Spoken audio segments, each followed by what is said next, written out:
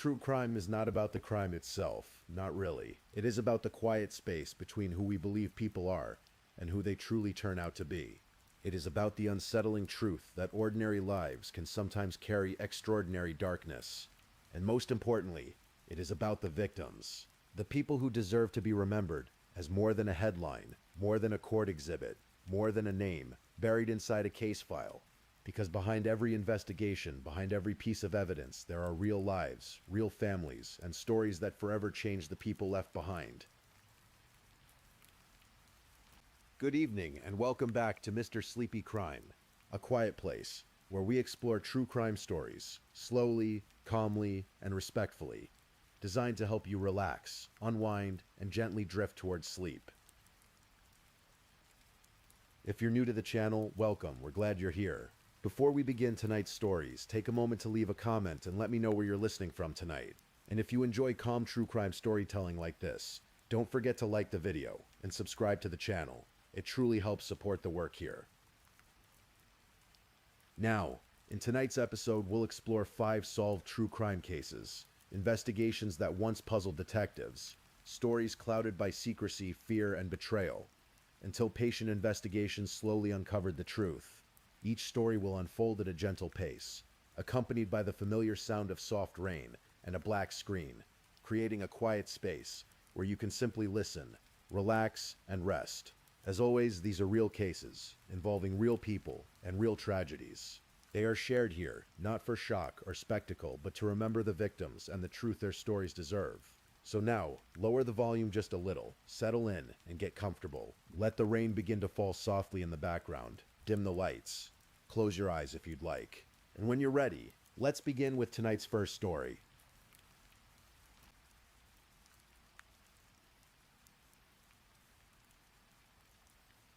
Story 1. The Case of Kevin West.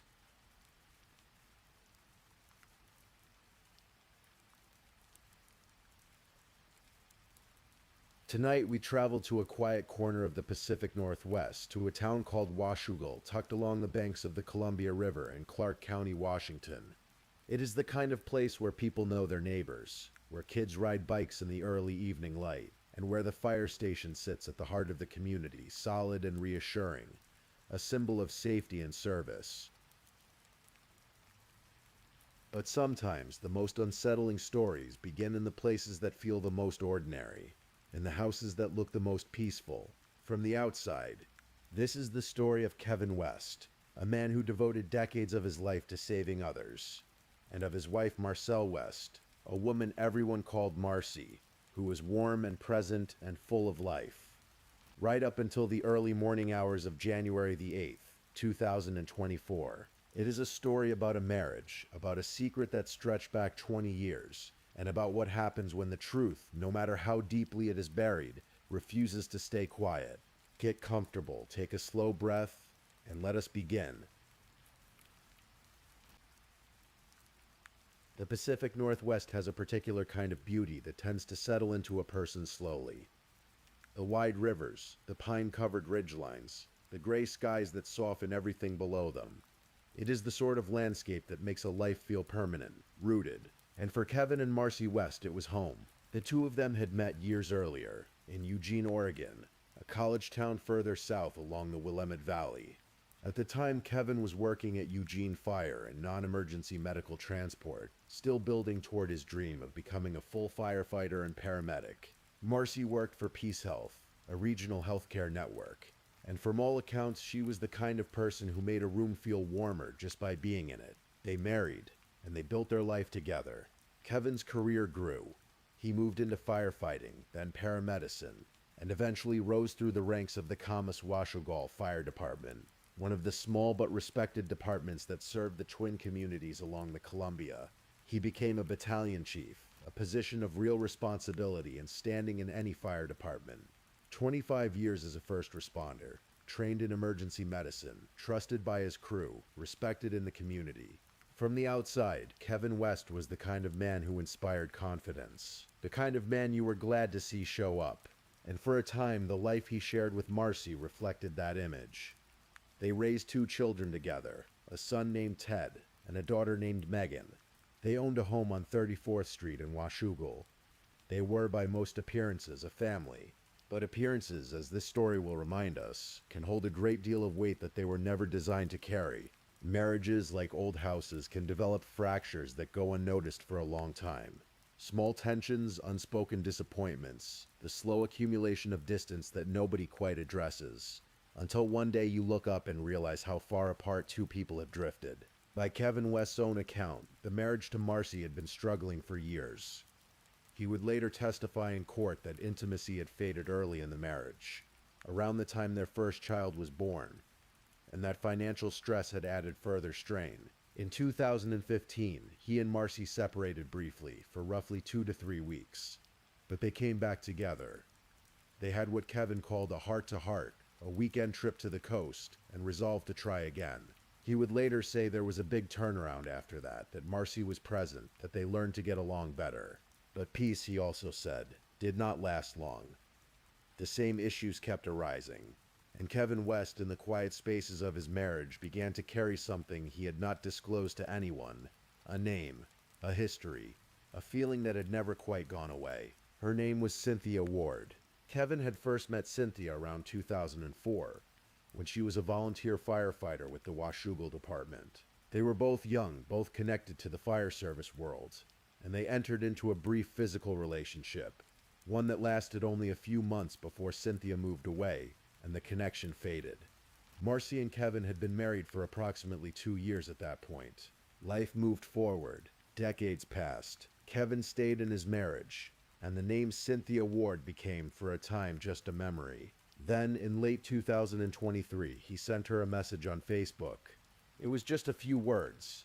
Something simple. A question that asked whether she was the same Cynthia he had known back in the day from Washougal. A door cracked open, and she replied. What followed after that first message moved quickly.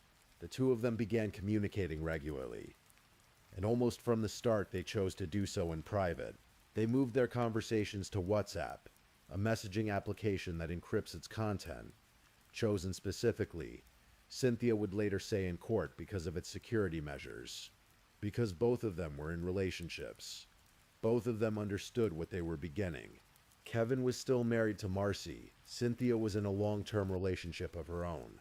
But the messages kept flowing, across the months, building towards something that would eventually require a decision. They met in person. They had secret rendezvous at hotels along Airport Way, tucked away from familiar faces. They took trips together, to the coast, to Nevada to meet Cynthia's mother. Kevin introduced Cynthia to his own mother and sister, in Eugene, presenting her simply as Cynthia, a friend, with no further explanation. By January of 2024, Kevin West was not just managing a quiet and deteriorating marriage. He was managing a parallel life, one that had grown more serious and more urgent with every passing week. And the pressure, it seems, was building. In the first days of that new year, Kevin sent a series of messages that would later be retrieved from his phone by investigators. Messages that had been deleted, but that forensic examination pulled back from the digital silence. On the 3rd of January, 2024, Kevin sent a message to Cynthia's brother-in-law. The words were direct. He said he was moving out on Monday, that the papers would be done Tuesday. He said he knew where he stood. That Monday he had planned would be January the 8th. The divorce papers would be finished on January the 9th. He also sent a message to Cynthia's mother, Waltod Ward, with a warmth that felt like a man who believed he was on the verge of something new. He told her he was meeting his attorney on January the 9th, and that he would have options to decide from. He said he was very excited. He said next week would be a big week for Cynthia and himself to celebrate. He had even written letters to Cynthia, letters discovered later in his garage, addressed to her.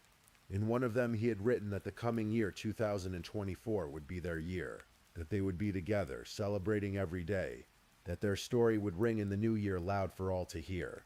Those are the words of a man with a plan, a man with a date circled on a calendar, a man who had made up his mind. The only question that remained, the question that would consume a courtroom 2 years later, was exactly what that plan required of him before he could walk out the door. Breathe in slowly and settle a little deeper. The night of January the 7th into the 8th began quietly enough. At the West family home on 34th Street in Washougal, Kevin would later tell investigators that it had been a normal evening. He said that he and Marcy had watched movies, ordered takeout, and spent the time together in an easy, unremarkable way. Their son Ted had been there too, and at some point in the evening, Ted had given his mother a massage, something that the defense would later point to as a possible contributing factor to her death. Marcy, Kevin said, had complained of a headache. She took ibuprofen. She felt nauseated, vomited at some point, and then decided to go to bed. Nothing unusual, Kevin told police. Just a headache. Just an ordinary night becoming an ordinary sleep. But at 4:27 in the morning, on January the 8th, 2024, a call came into emergency dispatch. It was Kevin West. He reported that his wife was unconscious, that she was having a seizure, that she had stopped breathing. Came as Washougal Fire, and the Washougal Police Department responded to the address on 34th Street.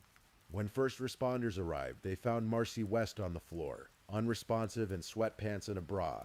Her husband, a man they knew, a man who was their own battalion chief, was there with her. The first responders worked to save her. They used a defibrillator.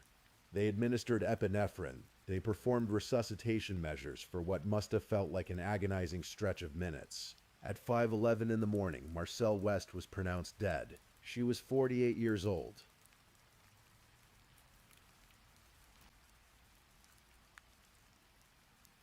In the immediate hours after Marcy West's death, it looked on the surface like a medical emergency.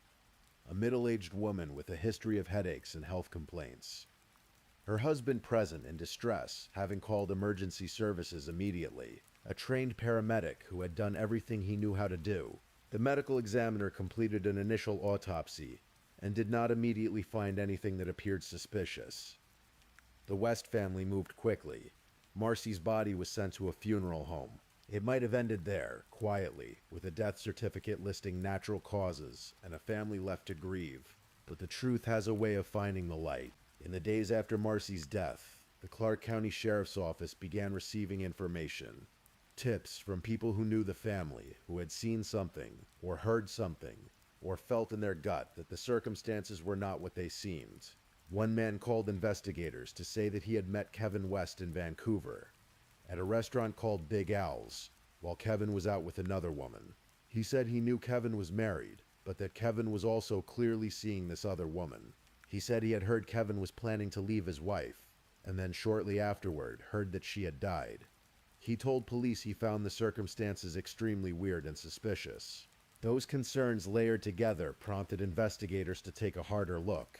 The Clark County Sheriff's Office took over from local responders, citing concerns about potential conflicts of interest, given Kevin West's position within the fire department. Detective Dean Telexon led the investigation, and what he found piece by piece painted a picture that was very different from the one Kevin had offered. Kevin and Marcy's cell phones were seized. When forensic analysts examined Kevin's phone, they found hundreds of deleted messages. Messages that Kevin had clearly attempted to erase. But deletion in the digital world is rarely as complete as it feels. The content of those messages came back, and with it the story of January the 8th began to change. Alongside the digital evidence, investigators asked the medical examiner's office to conduct a second, more thorough examination of Marcy West's body.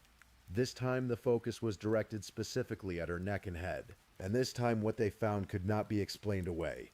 The second autopsy was meticulous, and its findings were significant. The medical examiner found bruising beneath Marcy's jawline, bruising behind and below her earlobes. There was swelling in her brain. There was bilateral subcutaneous hemorrhaging on her neck, meaning bleeding beneath the skin on both sides. Injuries had been sustained to the carotid sheath, the carotid artery, and the esophagus, the soft internal structures of the throat. The cause of death, upon this second examination, was determined to be asphyxia, with blunt neck trauma. In plain terms, Marcy West had been strangled. The injuries were consistent with what medical and forensic experts describe as vascular strangulation, a form of strangulation that can cause death without leaving immediately obvious external marks, and that requires sustained pressure applied to the neck. The manner of death was ruled a homicide, and Kevin West, the battalion chief, the paramedic, the man who had called 911 to report his wife's seizure, became the primary suspect in her murder. He was arrested on March the 22nd, 2024, approximately 2.5 months after Marcy's death.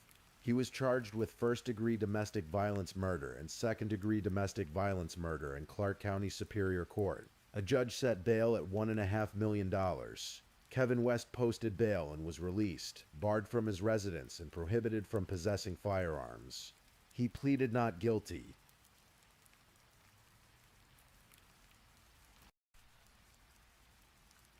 Let yourself breathe here for a moment. Let the quietness of this hour hold you. There is something about the months that followed Kevin West's release on bail that tells its own story. Because while Marcy's family mourned her, while her daughter Megan tried to make sense of a world without her mother, while investigators built their case piece by piece, Kevin West was not standing still. In the weeks after Marcy's death, Kevin was seen selling some of her belongings on Facebook Marketplace. He removed photographs of himself and Marcy from around the home, boxing them up, putting them out of sight. He would later say on the stand that encountering those photographs was too painful, that he wanted a fresh start. But prosecutors pointed to these choices as evidence of something else, a deliberate effort to erase her presence, to move on before the world had given him permission to do so. He allegedly told his best friend that he felt bad for not feeling bad. A private conversation surfaced at trial, spoken as though Kevin himself could not fully reconcile the feelings he was or was not having. He told two other friends that a burden had been lifted. Again, he would say later that these were the words of a man in grief, spiraling, searching for language to describe something that had no clean words. Prosecutors said those words meant something far more precise. And then there was Cynthia Ward. By September the 1st, 2024, less than 8 months after his wife's death, Kevin West proposed to Cynthia Ward.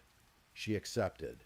The two became engaged, even as a murder investigation surrounding Marcy's death continued, and criminal charges were pending against Kevin. Cynthia was present at the West home when police came to interview Kevin. In the days after Marcy died, she had remained hidden, out of sight, while detectives asked questions in the next room. Their relationship did not slow. It accelerated. Kevin was set to go to trial in January of 2026, nearly 2 full years after Marcy's death. As that date approached, he and Cynthia, along with his son Ted, filed a civil defamation lawsuit against a neighbor, a woman named Tabitha Bowman Schaefer, who had been posting true crime videos about the case on TikTok. The lawsuit accused her of spreading false and harmful information. The lawsuit filed just days before the murder trial was set to begin. The story was becoming something the community was watching closely. And then on January the 7th, 2026, the courtroom doors opened and Kevin West's trial began. The trial unfolded over 2 weeks in Clark County Superior Court in Vancouver, Washington. The courtroom was full.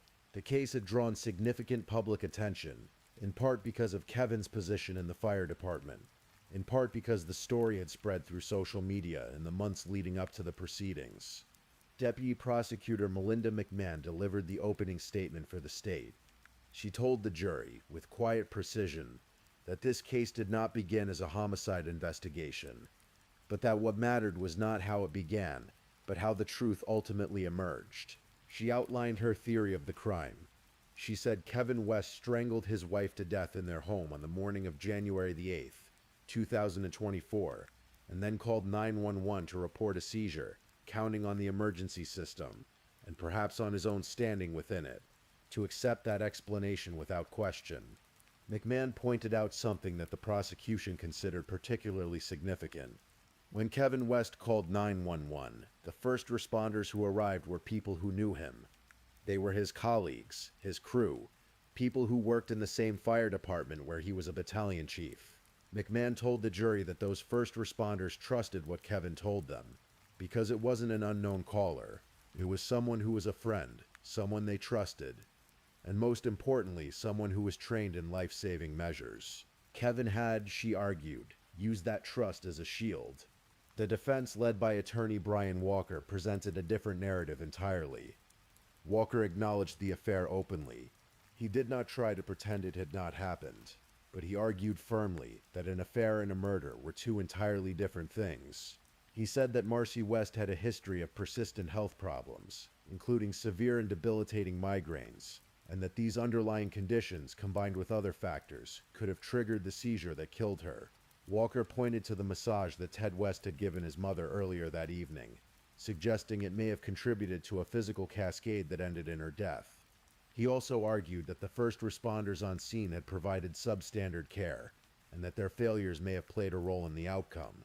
Walker told the jury that Kevin West had spent 25 years as a paramedic, and that on the morning of January the 8th, he had used every skill he had to try to save his wife's life.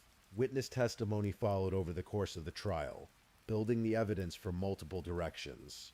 The medical examiner, Dr. Martha Bird, testified about the physical findings, describing in clinical detail the injuries she had observed consistent with strangulation. A second medical reviewer confirmed those findings. The injuries to the internal structures of Marcy's neck were not the kind that arose from a seizure, or from a massage, or from an untreated medical condition. Cynthia Ward took the stand. She testified about the timeline of their relationship. She confirmed the renewed affair in 2023. She confirmed Kevin's expressed intentions to leave Marcy. She said, with a kind of measured calm, that eventually he was going to leave Marcy at some point. She acknowledged that she could not say exactly when that would have been. She also confirmed that Kevin had proposed to her in September of 2024, that they were engaged, that they were building a life together. A former colleague of Kevin's, a paramedic with 40 years of experience, filed a victim impact statement with the court that was devastating in its directness. This man wrote that the call to the West House on the morning of January the 8th had been the worst call of his entire career, and that it was made unbearable by Kevin West's lies. He wrote that Kevin had violated the brotherhood and sisterhood of the fire department, and then Kevin West himself took the stand. He was, by accounts of those in the courtroom, emotional. He wept. He described the night in question in quiet, measured detail. He said the evening had been peaceful, cards, movies, an easy day. He said that when he woke in the night and heard their family dog whimpering, he found Marcy in distress, and that he had done everything in his power to help her. He looked at the jury and said he did not kill his wife. Under cross-examination, he acknowledged the deleted messages. He acknowledged selling Marcy's belongings. He acknowledged removing her photographs. He acknowledged the words about a burden being lifted. He said that these were the words and actions of a grieving man, not a guilty one. He said he could not explain his grief. That grief had no clean logic.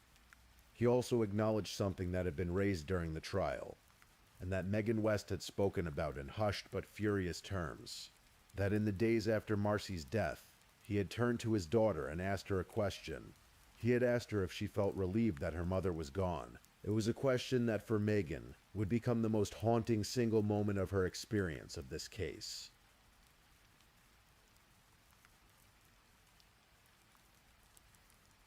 The jury deliberated for just 2 hours. 2 hours after a 2-week trial.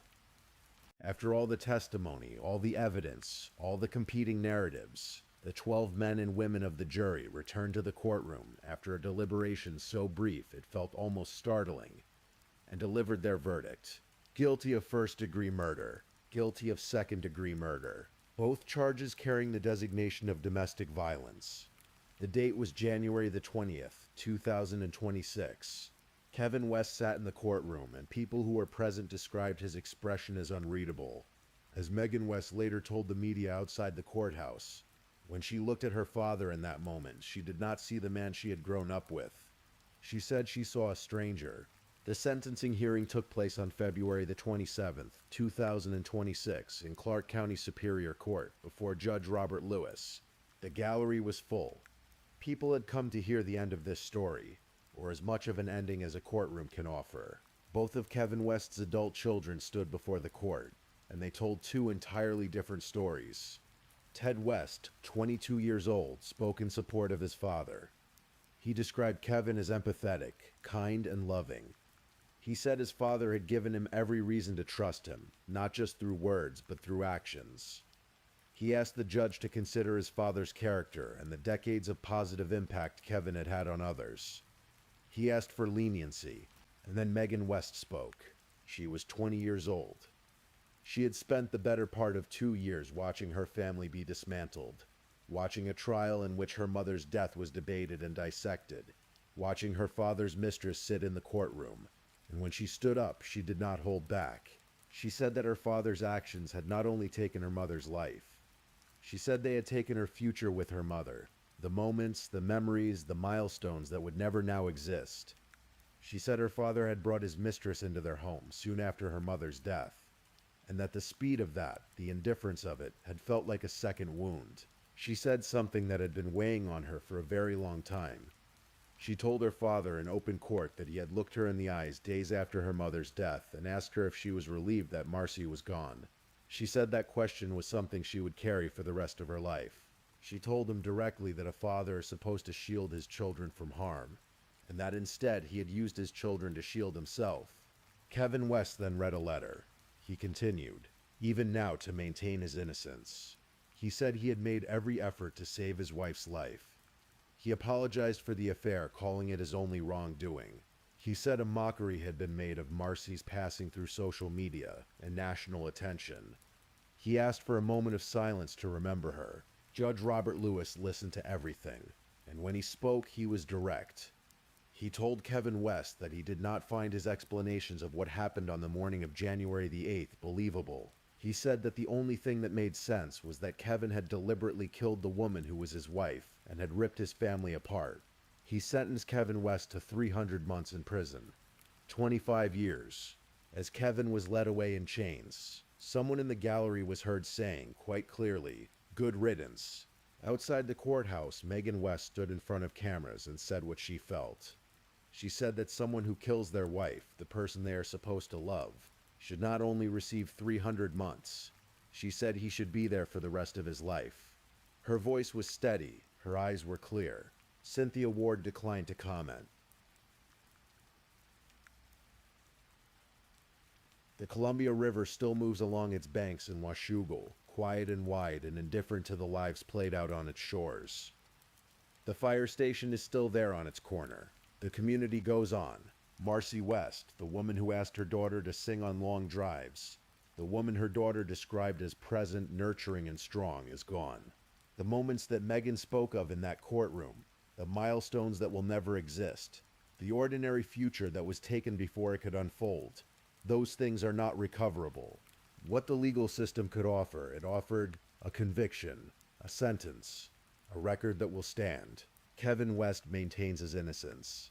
His attorney has indicated plans to appeal. The name Cynthia Ward appears nowhere in the public record now, except as a footnote to a story that has already been told. And Megan West, 20 years old, does what the living must always do. She carries it forward. This case reminds us of something quiet and difficult, something that lives in the spaces between the things people show the world and the things they keep hidden. It reminds us that the people closest to us sometimes carry the most carefully kept secrets, and that truth, patient and slow as a river, tends in time to find its way to the surface.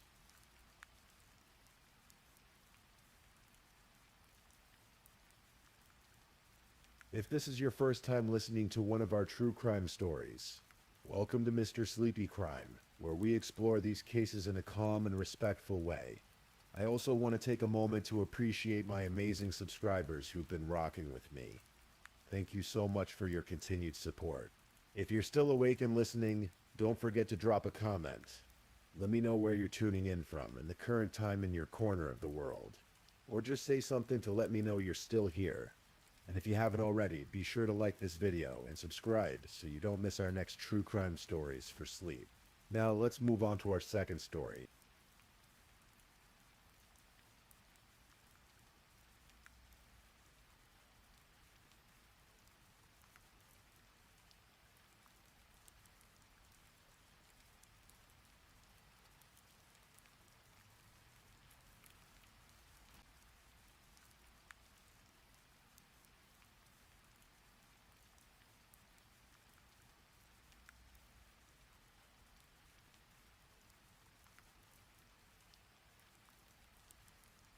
Story 2. The Case of Vicki Arlene Jensen.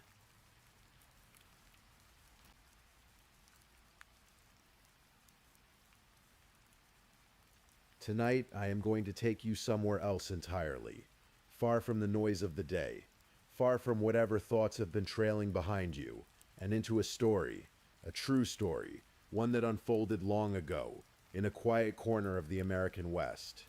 This is a story about obsession, and about the slow, creeping kind of love that turns over time into something unrecognizable. It is a story about a woman who could not let go, and about another woman, an innocent woman, who paid an unimaginable price for something she never chose. It is a story that happened in a small Idaho town, beneath wide-open skies, where neighbors knew each other by name, and where no one saw what was coming. Tonight, we will move slowly and carefully through every chapter of this story. There is no need to rush. The night is long, and I am right here with you. So breathe in slowly, breathe out gently, and let your eyes grow soft. This is the story of Vicki Arlene Jensen. To understand what happened in the autumn of 1999, we have to go back much further than that. We have to go back to Boise, Idaho, where a young man named Vernon Jensen was doing his very best to put his life back together. Vernon was 20 years old at the time, and he had recently gone through his first divorce. He was not bitter, not angry, not broken. He was simply young and a little lost, and quietly hopeful that things would get better. He was studying to become a respiratory therapist, working long shifts at a hospital in Boise, and slowly learning how to be on his own again. It was at that hospital where he first met her. Her name was Vicki. She was a registered nurse, older than Vernon by several years, and she was at first glance everything a person might admire. She was capable and confident, and she seemed to have a warmth about her, the kind of warmth that draws people in. She was also a divorced mother, raising a young son on her own. And when she and Vernon began spending time together during long hospital shifts, something between them began to grow. Vernon described it later as a connection, a friendship that deepened slowly. He did not think of it as serious, not at first. They were colleagues, and then they were something more. But he was careful, he was healing, and he was not quite ready for what Vicki, it turned out, had already decided about them. The first sign came early, and it should have told him everything he needed to know. One weekend, Vernon left town with his friends for a few days. When he returned to the home he shared with his mother, she told him he needed to call Vicki right away. Vicki had been trying to reach him, but here was the thing that made Vernon uneasy, the small cold thing that settled at the back of his mind. Vicki did not have his home phone number. She had never been to his mother's house. She had never even met his mother. Yet somehow she had found the number. When Vernon asked her about it at work the following week, Vicki admitted, without any apparent shame, that she had called every single Jensen listed in the Boise phone directory, one by one, until she found the right house. She said it as though it were a perfectly reasonable thing to do, as though determination alone made it acceptable. Vernon felt unsettled, but he was young, and perhaps he told himself that it was just enthusiasm, that it was simply a sign of how much she cared. He would tell himself that for a long time to come.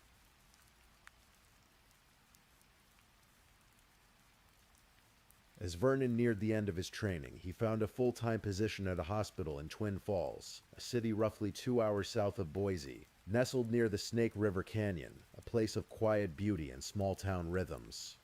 He saw it as an opportunity, a clean start, a new chapter. But Vicki saw it differently. She announced, without asking, without being invited, that she would be coming with him. And so Vernon, Vicki, and her young son moved into a house together in Twin Falls. And the life that Vernon thought he had chosen began, quietly and slowly, to belong to someone else. It did not take long for the cracks to appear. Vicki's moods were unpredictable and dark, and they could shift without warning, like weather in the high desert. Vernon noticed things about her that troubled him deeply. There were moments that did not feel right, moments involving her young son, small things that made Vernon question what was truly happening behind closed doors when he was not there. When he raised his concerns, Vicki did not soften. She did not explain. She turned on him, and the rage she unleashed was startling in its intensity. Then came the day she struck him for the first time. Vernon had been raised to never raise a hand to a woman. It was a line he would not cross, no matter what. And so when Vicki hit him, he stood there and absorbed it. And when she tried to goad him into hitting her back, he refused. She mocked him for it. She berated him, and then she did it again. Over time, the physical abuse became a pattern. She threw objects at him, knives, plates, anything within reach. She screamed at him in ways that left him shaken and ashamed. Ashamed not of anything he had done, but of the life he found himself living, one he had not imagined and did not know how to escape. And then she began making threats against other people. When a court order required Vernon to pay increased child support to his first wife, Vicky's fury was volcanic. She turned to Vernon and told him, in plain and frightening words, that she was going to kill his ex-wife with an insulin overdose. She knew exactly how to do it. She said it the way someone might describe a recipe, matter-of-factly, with chilling precision. Vernon did not call the police. Looking back, he would say that he did not believe, even then, that she would truly follow through. He told himself he could manage the situation. He told himself he would handle it. He was wrong. At some point, a person reaches a threshold. For Vernon Jensen, that threshold arrived quietly, without a dramatic moment or a final straw. He simply looked at his life and looked at this woman and understood, with a clarity he had not allowed himself before, that he had to go. He moved out. He began working extra shifts at the hospital, quietly saving money, slowly building the financial ground beneath him, that he would need to hire a divorce attorney and start over. And as he found his footing again, he began cautiously to let himself feel something other than fear. He met a woman named Aletta Diane Ray. Aletta was a nurse's aide who worked at the same hospital. She was 33 years old, and she was, by every account from every person who knew her, someone of remarkable warmth. She cared for her patients with a gentleness that went beyond the professional, beyond duty. She never lost patience, not even when patients were difficult. She kept her smile through long shifts and hard days. She had a voice that Vernon described as soothing, a voice that made the people around her feel that things were going to be all right. She was also a mother. She had a daughter, a little girl who was just 3 years old, with whom Aletta was completely, wholly devoted. That little girl was the center of her world. Vernon and Aletta grew close. There was a naturalness to it, a warmth that asked nothing and demanded nothing. Vernon described it as breathing fresh air after a very long time underground. He felt hopeful for perhaps the first time in years. He felt like himself again. In the summer of 1999, they moved in together, settling into an apartment in Twin Falls with Aletta's young daughter. They were building something small and good, and they were making plans. Quiet plans, hopeful plans. The kind that felt solid for the first time. But Vicky was watching.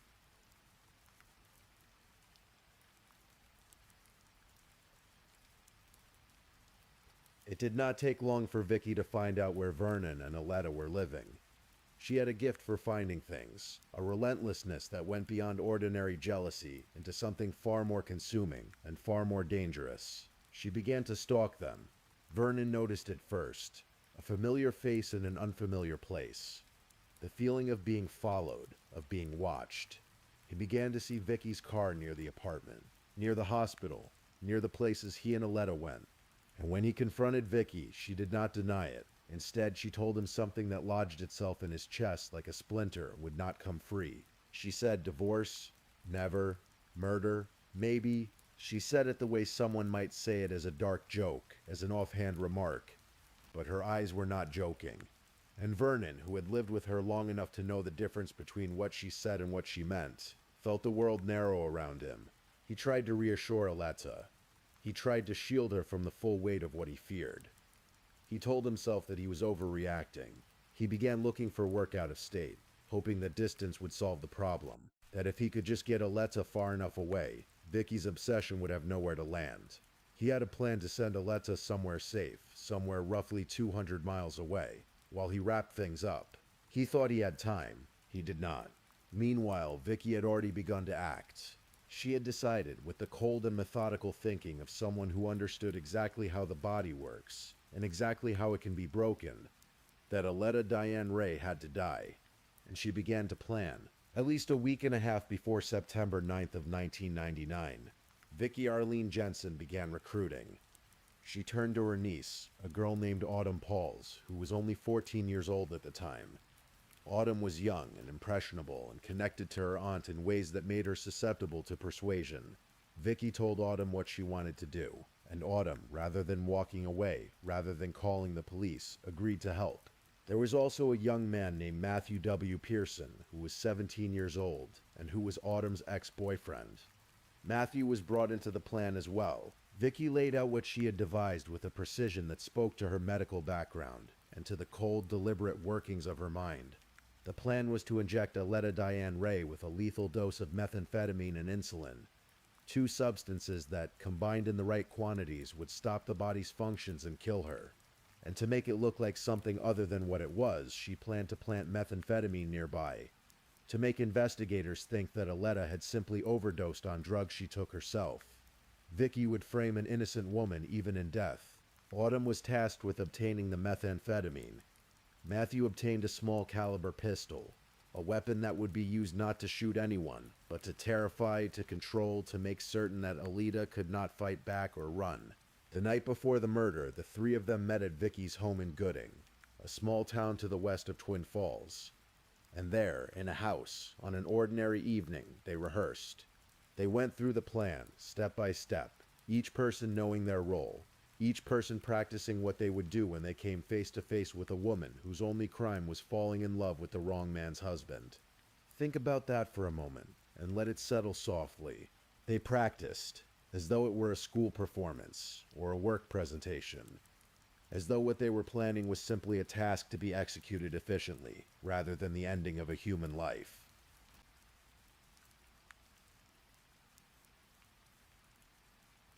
The morning of September 9th, 1999 arrived, the way most mornings do in Twin Falls.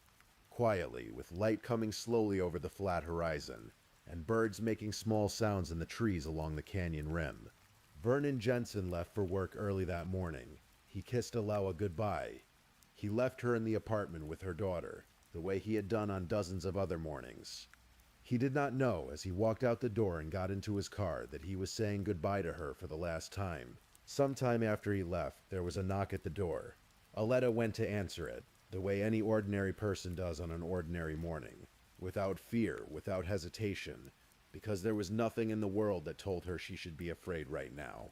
Standing at the door were three strangers, or what appeared to be strangers.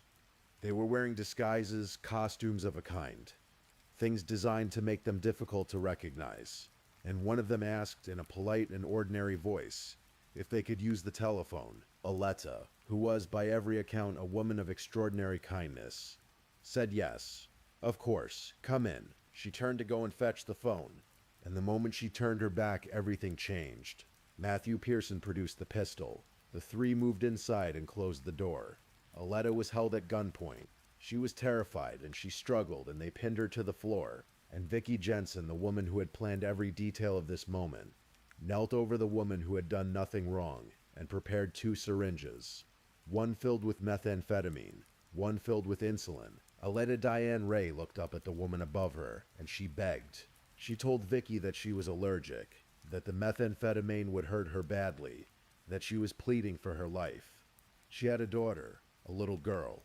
She was asking Vicky not to do this. Vicky looked down at her and said, "I don't care, you're going to die." And then she pressed the needle into Aletta's arm. What happened next is the part of this story that is the hardest to sit with, and yet it is important because it speaks to something essential about who Vicky Jensen was, and what she was capable of. They did not leave. After injecting Aletta with the lethal combination of drugs, after watching her body react to what had been done to her, Vicky and her two young accomplices moved Aletta's body to the bedroom, and then they stayed. For nearly an hour, they remained in that apartment, watching Aletta Diane Ray suffer and struggle to breathe, watching the life leave her body while her 3-year-old daughter was present somewhere in that home. They left only when Vicky was satisfied, when she was certain enough that Aletta would not recover, would not be able to call for help, would not survive. Then, and only then, they walked out of that apartment and drove away, leaving behind a dying woman and a small child. A few hours later, Vernon Jensen came home from work. He found Aletta in the bedroom, face down on the floor. There was a syringe nearby, placed deliberately, planted there to tell a false story. He knew, in the part of him that had feared this for months, exactly what had happened. He knew who had done it, and the grief and the guilt and the fury that moved through him in that moment were by his own description almost beyond what he could carry. He called for help. Emergency services arrived. Alida Diane Ray was declared dead at the scene. Her daughter had been there. She had seen things that a child should never see.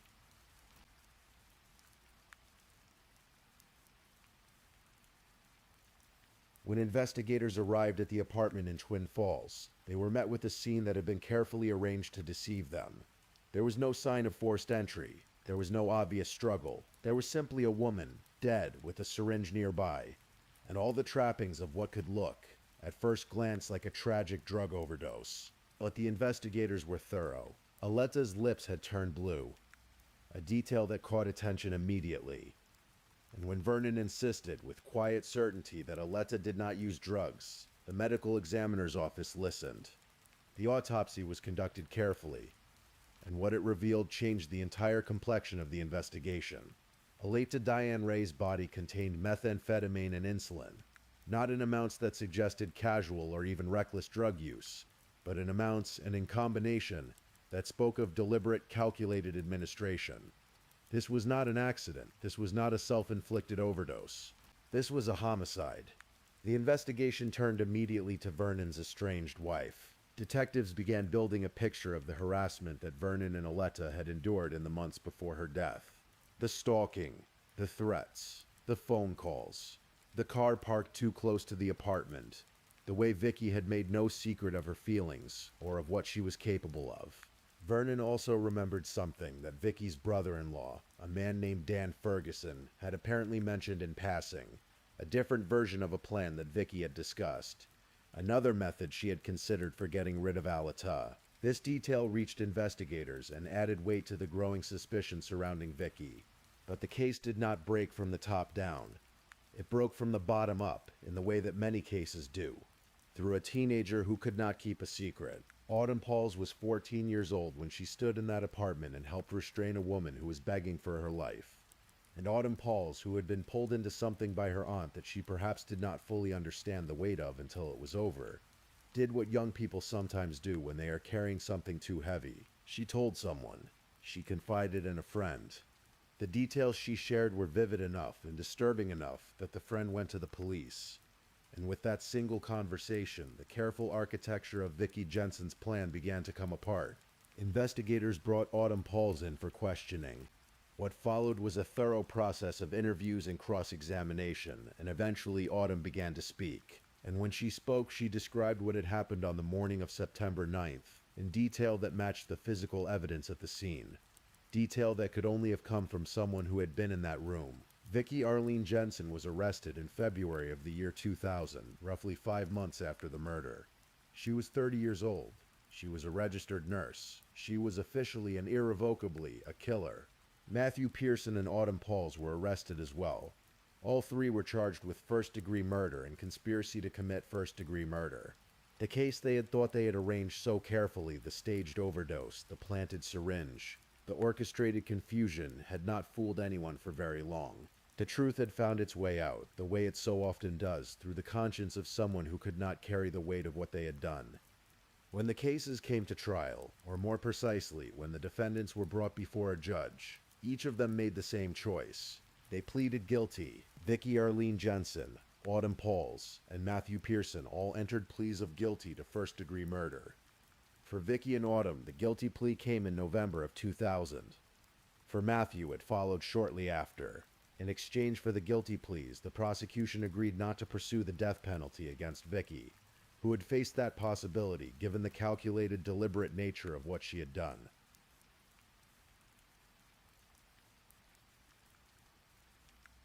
The sentencing hearing for Vicky Jensen was held in 2001, and what the judge said at that hearing has been quoted by those who were there as among the most pointed and direct words ever spoken in the courtroom of Twin Falls County's 5th District. Judge Roger Burdick, who presided over the case, looked at Vicky Jensen and called her the evil mastermind of a perverse and horrendous crime. He sentenced her to life in prison, without the possibility of parole. She would spend every remaining day of her life behind bars. The judge was troubled not only by the act itself, but by the nature of it. Vicky was not a person who had acted in a moment of passion, or lost her mind in a fit of rage.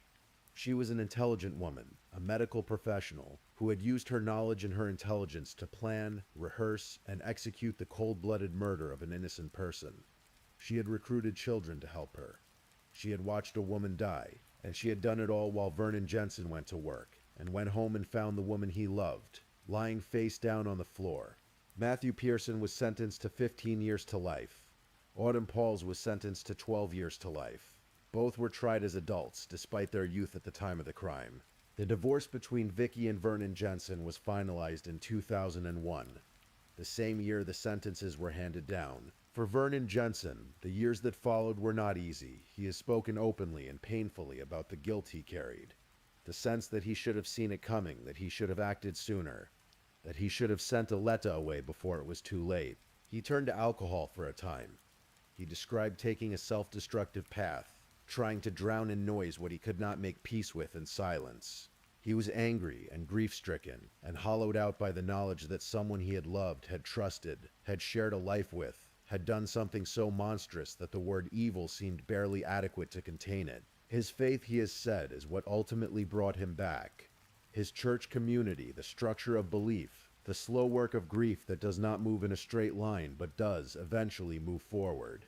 He remarried in 2017, and then years later, something unexpected happened. A documentary series called Evil Lives Here, produced by Investigation Discovery, reached out to Vernon. They wanted him to tell his story, and he agreed. Not simply to relive it, but because there was something specific he wanted to do. He wanted to find Aletta's daughter, the little girl who had been 3 years old on the morning of September 9th, 1999, was now a grown woman named Jade Scotton.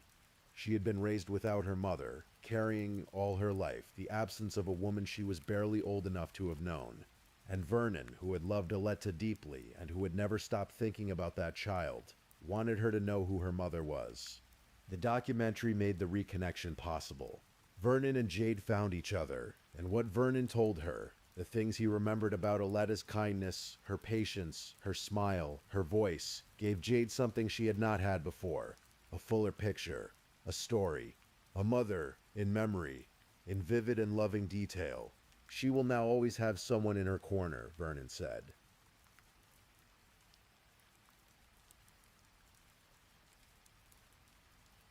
Vicky Arlene Jensen remains in the custody of the Idaho Department of Corrections. She is there now, behind those walls, in a life that has been reduced to the dimensions of what she chose on the morning of September 9th, 1999. In the years since her sentencing, she has not faded quietly from the public record. She pursued legal appeals, arguing that her sentence was excessive. The Idaho Court of Appeals reviewed her case carefully, examining her background, her character, the circumstances of the crime, and the nature of the harm she had caused. They found no basis to reduce her sentence. The court noted the egregious nature of the crime, her pattern of threatening and intimidating behavior, and the calculated, deliberate manner in which the murder had been planned and carried out. The life sentence stood. She also attempted at one point to appeal a restitution order, requiring her to pay back the money that the state of Idaho had spent on Aletta Diane Ray's funeral and on support for her daughter. The Idaho Industrial Commission had paid out a significant sum for those costs, and the court required all 3 defendants to contribute to repaying it. Vicky objected, arguing that she should not have to pay because of the way the restitution order had been filed. The prosecutor's response was simple and cutting: pay as much as you can. This is the type of debt that can never be repaid. He was right, of course. No sum of money, no legal argument, no appeal filed from a prison cell could begin to address what had been taken from Aletta Diane Ray, from her daughter, and from everyone who had loved her. Autumn Pauls was released on parole in 2015, having served her sentence. As of recent records, she has been living in Idaho Falls, Idaho. Matthew Pearson remained incarcerated with parole eligibility until at least 2015 as well. And then there is Aletta. It is easy in stories like this one to let the villain consume all the light, to spend so much time on the darkness that the person at the heart of it all, the person whose life was taken, begins to blur at the edges, to become a fact rather than a feeling. I want to make sure that does not happen here. Aletta Diane Ray was 33 years old when she died. She was a nurse's aide who approached her work with a tenderness that her colleagues never forgot. She did not get short with difficult patients.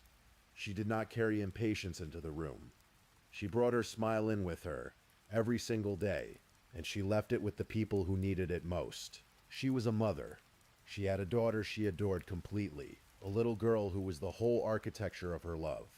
The reason she got up in the morning, the reason she kept going when things were hard. She opened her door that morning in September because she was the kind of person who opened her door. She was the kind of person who said, "Yes, come in, you can use the phone." She did not deserve what happened to her. She had done nothing wrong. She had simply loved a man and made a home with him and tried to build a life that was good and quiet and real. And she begged for that life. In those last moments, with everything she had, there is something important in remembering that. Not because it is comfortable, but because Aletta Diane Ray deserves to be remembered. She deserves to be more than a name in a court document or a detail in a crime case. She was a real woman, with a real laugh and a real voice and a real little girl who grew up without her. Jade Scott and her daughter carries her forward now. She has Vernon Jensen to call. She has a fuller picture of who her mother was. And in a world that took so much from her, that is something real, something that matters, something that cannot be taken away.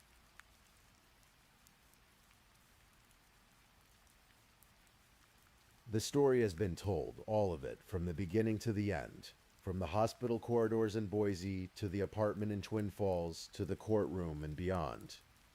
It is a heavy story, as true stories often are, but it is also a story that ends, in its own imperfect way, with truth prevailing, with a little girl growing up and finding decades later the voice of a man who loved her mother, and who wanted her to know it. There is something in that worth holding on to, as you close your eyes now, as your breath slows and the weight of your body settles more deeply into the bed beneath you. Justice does not undo what has been done. It never can, but it names things correctly. It says plainly and without apology that some things are wrong, and that those who do them will be held, finally and fully, to account. Aletta Diane Ray was loved. She mattered. She is remembered. If you're still awake and listening, check whether you've left your little goodnight comment. I always check your comments before I sleep too. And if you haven't already, don't forget to like this video and subscribe so you don't miss our next true crime stories for sleep. Meanwhile, let's move on to our third story.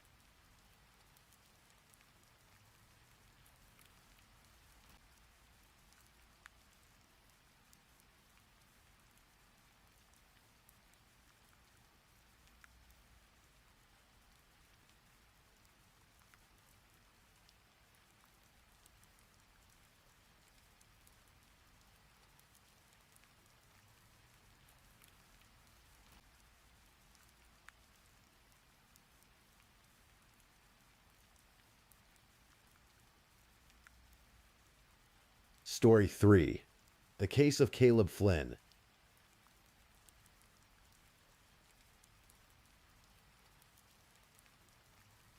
Sometimes the most haunting stories begin in the quietest of neighborhoods, in the most ordinary of homes, on the most unremarkable of nights.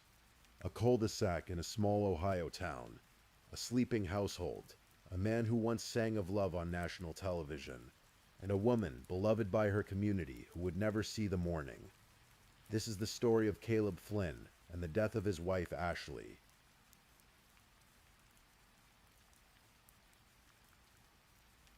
Tip City, Ohio is the kind of place that people describe with words like peaceful and warm and close-knit. Situated just north of Dayton, it is a quiet community of roughly 10,000 souls. The kind of town where neighbors know each other's names, where school volleyball coaches are remembered for their smiles, and where the local church is woven into the fabric of daily life. Streets are tree-lined, and the pace of living is slow and gentle.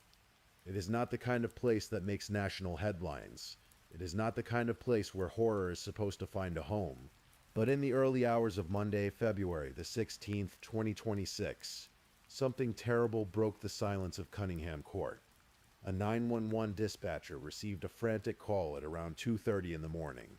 On the other end of the line was a man, breathless and panicked, his words tumbling over one another in a cascade of shock and grief. "Oh my God," the caller said.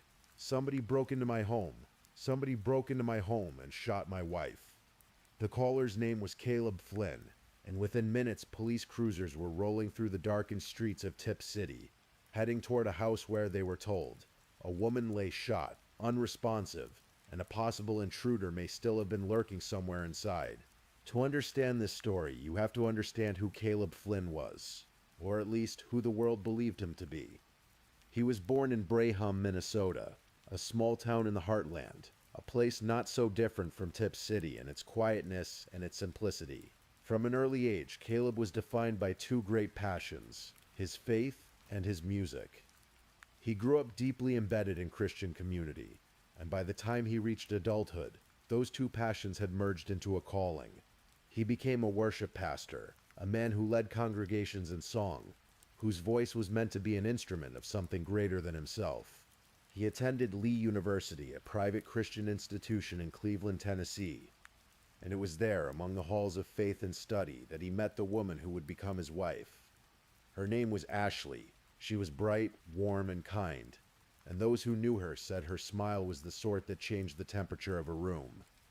They fell in love the way young people do, quietly and completely, and they built a life together that looked from the outside like something out of a postcard.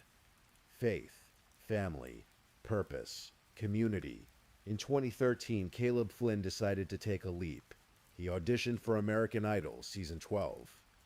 He stood before the judges in Chicago, drew a deep breath, and sang Bill Withers' "Lean on Me." The judges gave him what every hopeful contestant dreams of, a golden ticket to Hollywood. In the brief interview that accompanied his appearance on the show, the camera captured Caleb as a man radiantly in love with his life. "I absolutely love the Lord," he told the interviewer. "And I love my wife more than anything. She is very, very pretty. I love her. I'm just a normal person who absolutely loves to sing more than anything in the world." He credited Ashley directly for pushing him to audition, saying it was her encouragement that gave him the confidence to try. He even named Carrie Underwood, Season 4's winner, as his all-time favorite Idol contestant, with a boyish enthusiasm that made him easy to root for. He did not make it to the live rounds. He was cut somewhere in the early stages of Hollywood Week, but for a brief shining moment, Caleb Flynn had stood in the spotlight, and the world had smiled at him. After American Idol, Caleb returned to what he knew. He and Ashley settled into a life in the Dayton area of Ohio. Caleb took a position as a music pastor and worship leader at the Christian Life Center, a church that would become central to the couple's identity and community in the years that followed. For more than a decade, he stood at the front of that congregation, leading people in praise, his voice filling the space with something that felt, at least to those in the pews, like sincerity. Ashley, meanwhile, had carved out her own quiet and deeply admired place in the community. She was a substitute teacher and a volleyball coach at Tippecanoe Middle School, a woman who poured herself into the lives of young people with tireless warmth. She was known for her beautiful smile, warmth, kindness, and the positive impact she had on so many, both in and out of the classroom and on the court. Tip City schools would later say of her, in the kind of statement that is written when someone irreplaceable is suddenly violently gone, Ashley was a Tippecanoe High School alumna herself, a graduate of Lee University, the same university where she and Caleb had met and fallen in love. She had, in a sense, come full circle, back to the community that had shaped her, now shaping others in turn. Together, the Flynns had 2 young daughters. They lived on Cunningham Court, a cul-de-sac in Tip City, in a home that neighbors described as part of a quiet, wonderful block. They had 2 pet dogs. By every visible measure, theirs was a family of faith, of community, of love. Caleb had even transitioned into a second career in recent years, working as a vice president of sales at Richard D. Smith & Sons, a family-run company dealing in commercial flooring and worship seating. His LinkedIn profile, unremarkable in the way that so many lives look from the outside, said nothing about what was coming.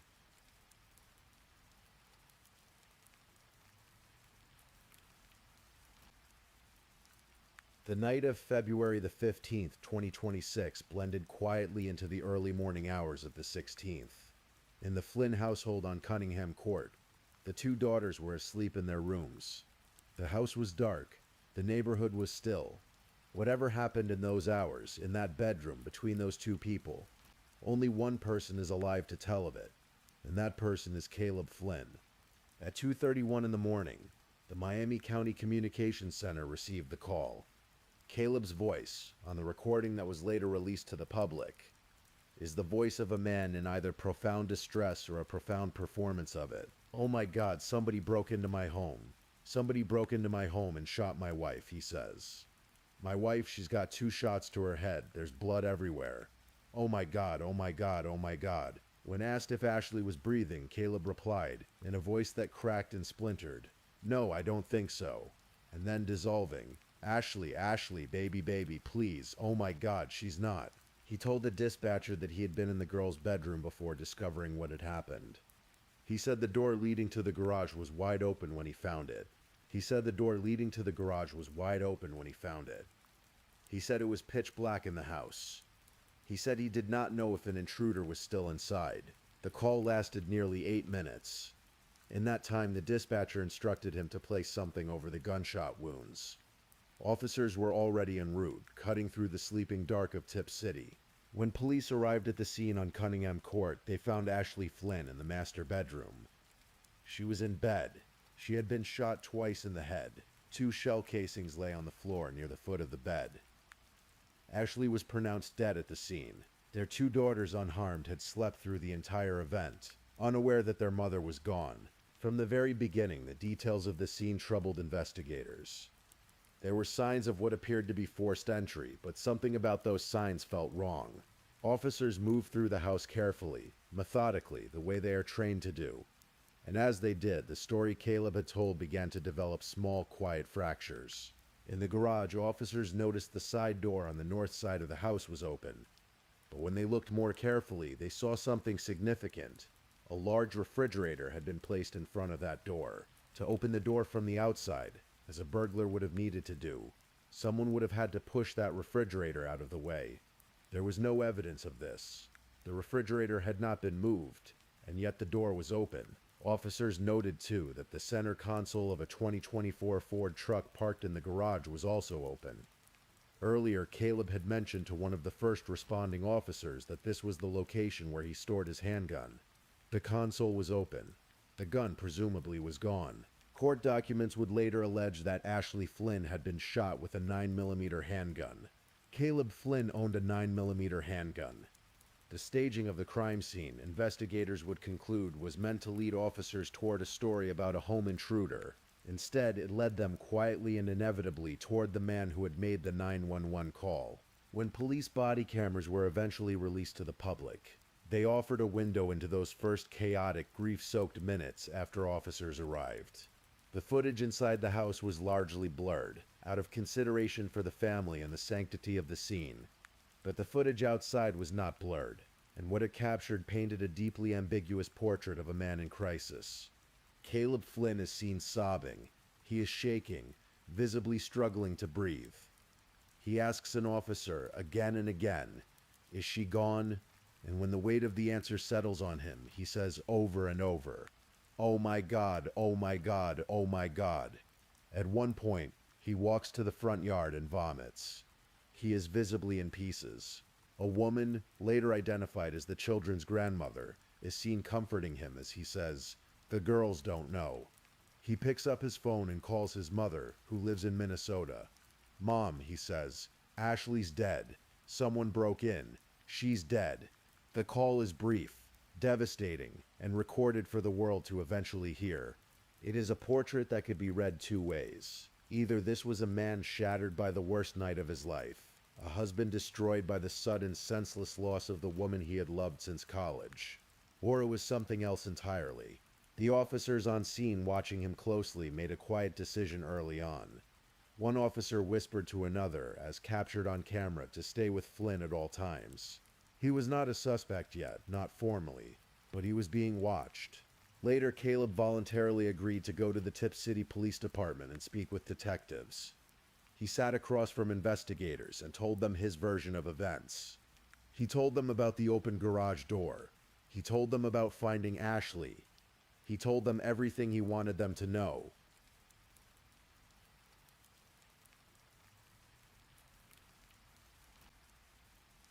For 3 days, Tip City held its breath. The community rallied.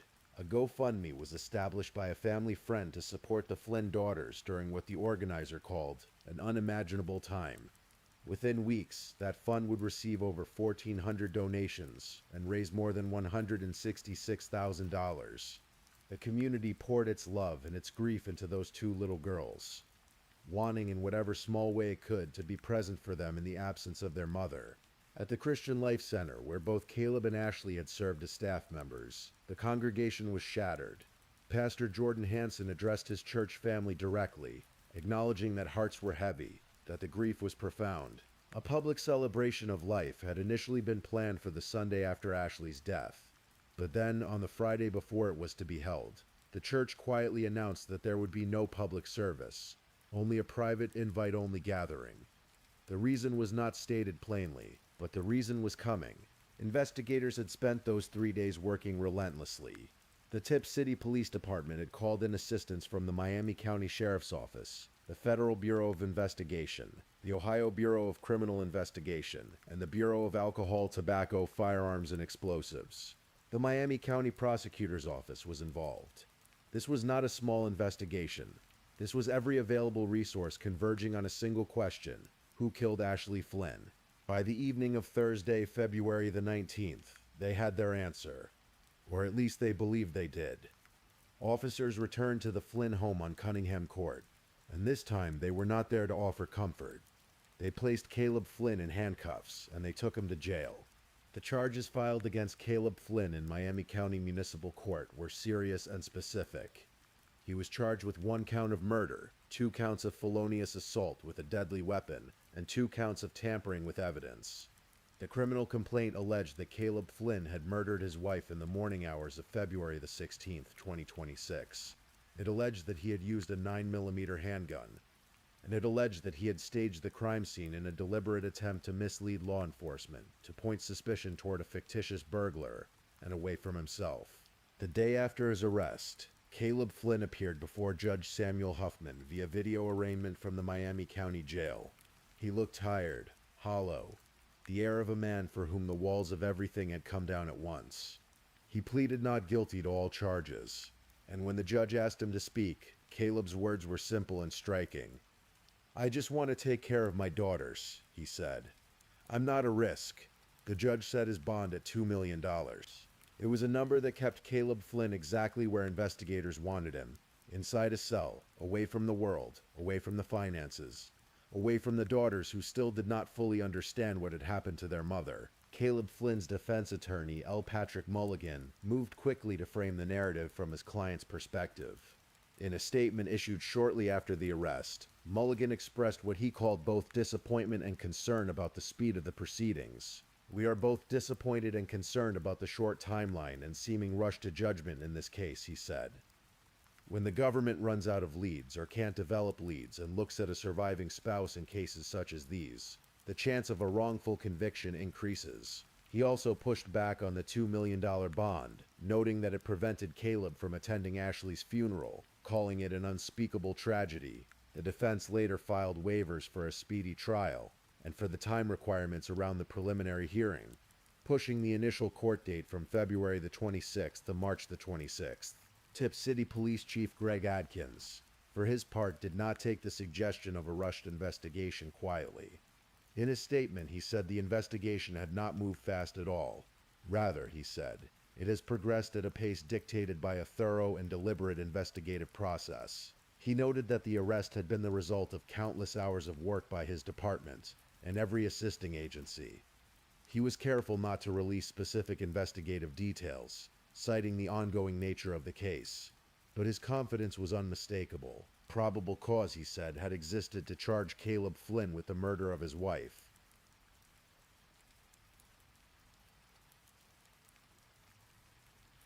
As the weeks passed and the case grew, a new dimension emerged.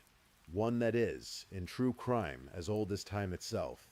Money, specifically a life insurance policy. Ashley Flynn's family hired their own attorney and filed motions in court, seeking access to the couple's financial records.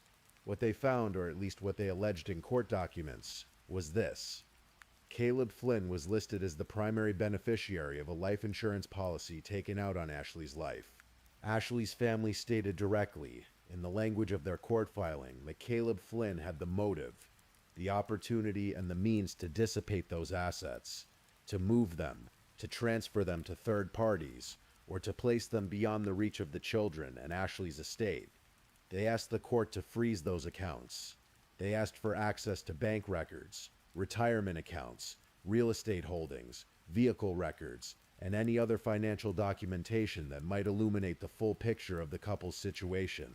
They also asked for a domestic violence temporary protection order, designed not only to physically protect the children, but to preserve their financial future. Under Ohio's Slayer statute, if Caleb Flynn is convicted of Ashley's murder, he would be legally barred from receiving any proceeds from her life insurance policy.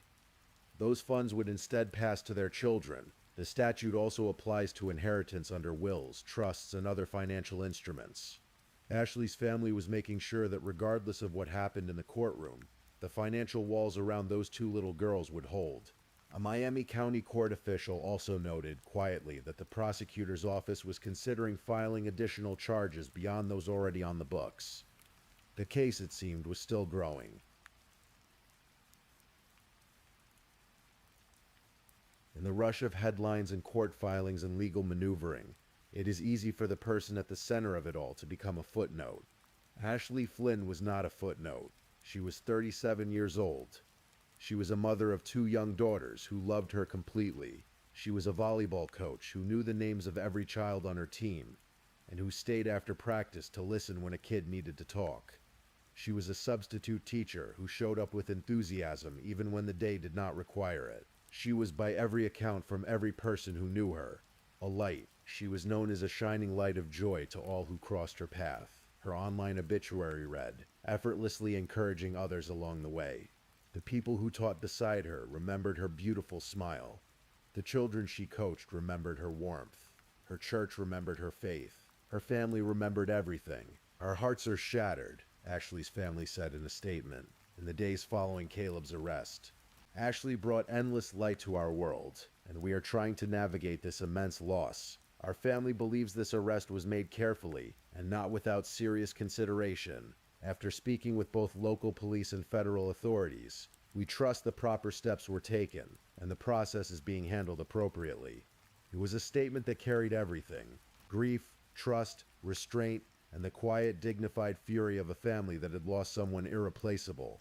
Tip City responded to Ashley's death the way small towns do, with food and flowers and prayer and money and silence and a certain shared bewilderment that something this dark could have found its way to their quiet cul-de-sac.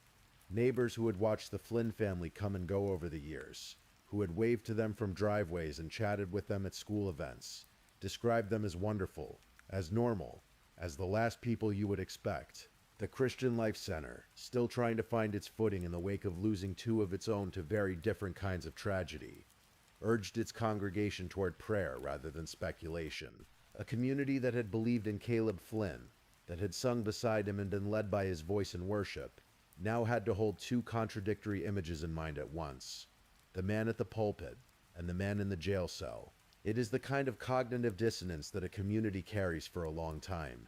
Police were careful to assure residents of Tip City that the shooting had been an isolated incident, that there was no danger to the broader community, that no unknown intruder was out there in the dark. The streets were safe, the neighborhood was safe. The threat, they implied without quite saying it, had been inside the house the whole time.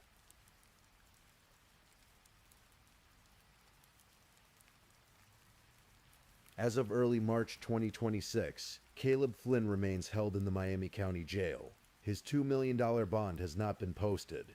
No trial date has been set. His preliminary hearing, which was originally scheduled for February the 26th, was postponed to March the 26th after his defense team requested additional time to review police reports and laboratory test results. The defense has also filed motions to seal future case documents from the public record, citing concerns about Caleb's ability to receive a fair trial in the face of intense media coverage. Prosecutors, meanwhile, are still building their case.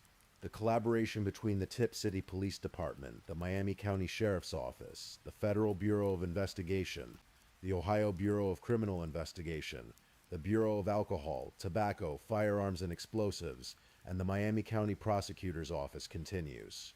Charges, as noted, may still be expanded, and the family of Ashley Flynn is watching every filing, every motion, every procedural step, making sure that the system does not forget who it is supposed to be fighting for. The two daughters of Caleb and Ashley Flynn are being cared for by family. The GoFundMe established in their name continues to grow, a digital monument to the way communities reach across the silence when they do not know what else to do. Those children will grow up asking questions that no one can fully answer, about what happened that night, about the man who sang at church, about the mother who never came back to their rooms to say good morning. True crime is not about the crime itself, not really. It is about the space between who we think people are and who they actually are. It is about the way ordinary lives can carry extraordinary darkness. It is about the victims who deserve to be more than a news story, more than a court exhibit, more than a name in a filing. Ashley Flynn deserves to be remembered for her smile, and her warmth, and her volleyball court, and the young people whose lives she shaped. Not only for the way she died. That is the hardest part of these stories, and the most important part too. Caleb Flynn has pleaded not guilty. He is, under the law, innocent until proven otherwise. The legal process is still unfolding, and it will take the time it takes. Whatever the truth is, it is being sought by a great many people, with a great many tools, and with the weight of a community's grief behind it. For now, settle in. Let your breathing slow. Let the story sit with you quietly, the way all true things do, not demanding resolution, simply asking to be held. Ashley Flynn was real, and she mattered. And somewhere in Ohio, two little girls are growing up carrying her memory forward into a world that will slowly make more sense to them. That is the part of the story that continues. That is the part that matters most. Please, I'm just putting it out there. If you're still awake and listening, drop a comment. Let me know where you're tuning in from, the time in your part of the world, or just say something to let me know you're still with me. And of course, if you haven't already, like this video and subscribe so you don't miss the next true crime story for sleep. Now, let's move on to our fourth story.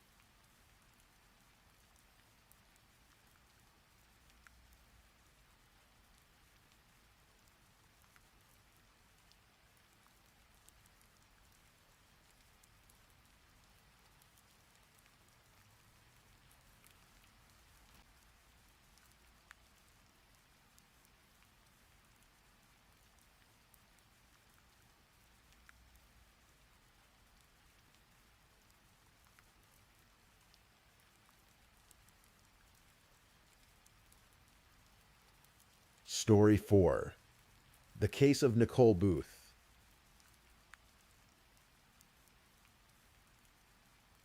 Tonight, I'm going to tell you another story. It is a true story, the kind that lingers long after it's over.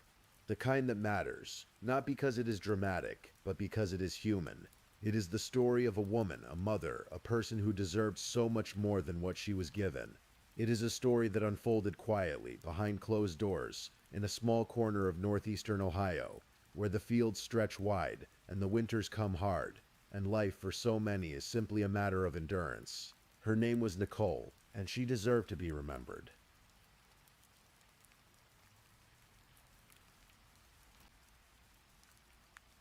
There is a township in Ashtabula County, Ohio, called Dorset. It is the kind of place that most people pass through without stopping. A stretch of rural road, some farmland, a scattering of homes set back from the highway, mailboxes at the end of long gravel driveways. The kind of place where neighbors don't always know each other's business, where the pace of life moves slowly, where trouble, when it comes, tends to stay hidden behind walls and locked doors, and the quiet pride of people who do not ask for help. Ashtabula County sits in the far northeastern corner of the state of Ohio, hugged by the southern shore of Lake Erie. The lake brings cold winters, heavy with snow and gray skies that stretch on for weeks. It is a region with deep roots in working-class history, a place where generations of families have planted themselves and stayed, where community ties run thick and personal struggles are often carried alone. It was here on a road called Mill Road in the township of Dorset that Nicole Booth made her home. She was 34 years old, she was a mother, and she was loved, in the way that people are quietly loved. Not with fanfare or proclamation, but in the soft, steady way of those who show up, who hold on, who keep going no matter how heavy the weight becomes. Nicole shared her home with Thomas Grayley, the father of her 2 young children. Their children were small, still in the years of childhood where the world feels mostly safe, where home is the center of everything, where the people who are supposed to protect you are the only people in the world who truly matter. What Nicole's children witnessed inside that home, over the years and months before November of 2021, is a thing that no child should ever have to carry. But children, so often, are the silent witnesses to the worst things adults do to one another, and they carry those things long after the rest of the world moves on. Nicole Booth was born in 1987. She was 34 years old when she died. She was a woman in the middle of her life, not at the beginning, not yet at whatever ending she might have imagined for herself. 34 is an age of possibility, an age where the future still stretches out ahead, where there is still time to change, to grow, to leave, to begin again. She had 2 children, a boy and a girl, ages 7 and 9 at the time of her death. 2 small people who needed her, who looked up at her face every morning, who heard her voice as the sound of home. Nicole was not a woman who existed in headlines or public records before the autumn of 2021. She was, in the truest sense, an ordinary person, living an ordinary life in a small town, raising her children, waking up every day and doing what needed to be done. And that ordinariness is not a flaw in the story. It is the heart of it. Because the story of Nicole Booth is not the story of someone remarkable only in their suffering. It is the story of a real woman with a real life who happened to find herself in a situation that is, tragically, far more common than most people know. According to the prosecutor who later stood in court and spoke on her behalf, Nicole and her children had been victims of domestic violence, physical abuse, and trauma for years. Years. Not weeks, not months, though the documented abuse in the final stretch of her life spanned at least 2 months. But the broader pattern of abuse, the slow grinding erosion of safety inside that home, had been present long before anyone outside those walls knew about it. It went unreported. To law enforcement, and to children's services, the family simply did not appear on the radar. This is one of the most painful and most common truths about domestic violence. It lives in silence. It thrives in isolation. It is fed by fear and shame and the complicated, tender love that people sometimes hold for the very person who is hurting them. Nicole did not call for help, and for a long time no one knew she needed it. Thomas Joe Grayley Jr. was 37 years old in November of 2021. He was Nicole's live-in partner, the father of her 2 children, the man who shared her home on Mill Road. By all outward appearances, the household was simply a family, tucked away from the road, living the kind of quiet rural life that draws little attention from the outside world. But inside, something very different was happening. The investigation that would later be conducted by the Ashtabula County Sheriff's Detective Bureau would reveal that Booth had been beaten, repeatedly and systematically, over a period of at least 2 months before that November night when everything finally broke open. 2 months. 2 months of blows and burns and bruises layered upon bruises. 2 months of her children in the next room. 2 months of waking up in the morning and putting one foot in front of the other, because that is what you do when you are a mother, when you are afraid, when leaving feels more impossible than staying. The details of what Thomas Grayley did to Nicole Booth in those 2 months are not entirely known to the public. Courts often seal the full weight of what happened inside a home. But the evidence that deputies found when they finally walked through the door of that Mill Road house on the night of November 15th, 2021, told a story so clear that no words were needed. Severe bruising on her head, her face, her arms. Cigarette burns. The kind of marks that are not accidents, not the result of a moment of rage, but of something calculated, something repeated, something that speaks to a desire not just to harm but to control. By the time law enforcement arrived, Nicole was already gone in every way that mattered, except one. She was still breathing. For a few more days, she was still breathing. Let the date settle for a moment. November 15th, 2021. It was a Monday.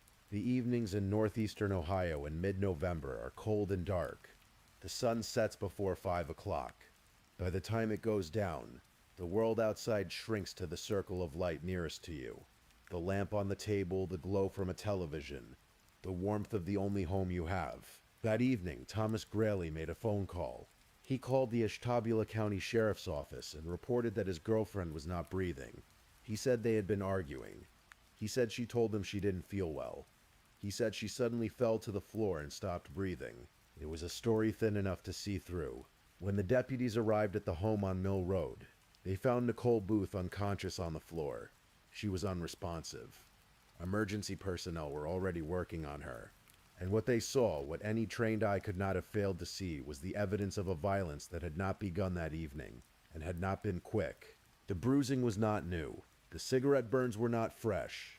This was not the aftermath of one argument, one terrible moment of lost control. This was the accumulated record of weeks of sustained abuse, written in her skin. Growley was at the scene. He was questioned. He repeated his story about the argument, about her falling. And then when deputies pressed further, he went quiet. He refused to answer. He was arrested that night on charges of felonious assault. Nicole was taken by ambulance to University Hospital's Gauga Medical Center, a regional hospital not far from the scene, but her injuries were too severe for the local facility. She was soon transported to a hospital in Cleveland, where a team of physicians would work to hold her to the earth for a few more days. Her two children, who had been home when it happened, who had heard whatever they heard and seen whatever fragments of truth had been visible to them that night, were released into the care of a family member. They went to sleep that night in a different house. They did not know yet what the coming days would bring.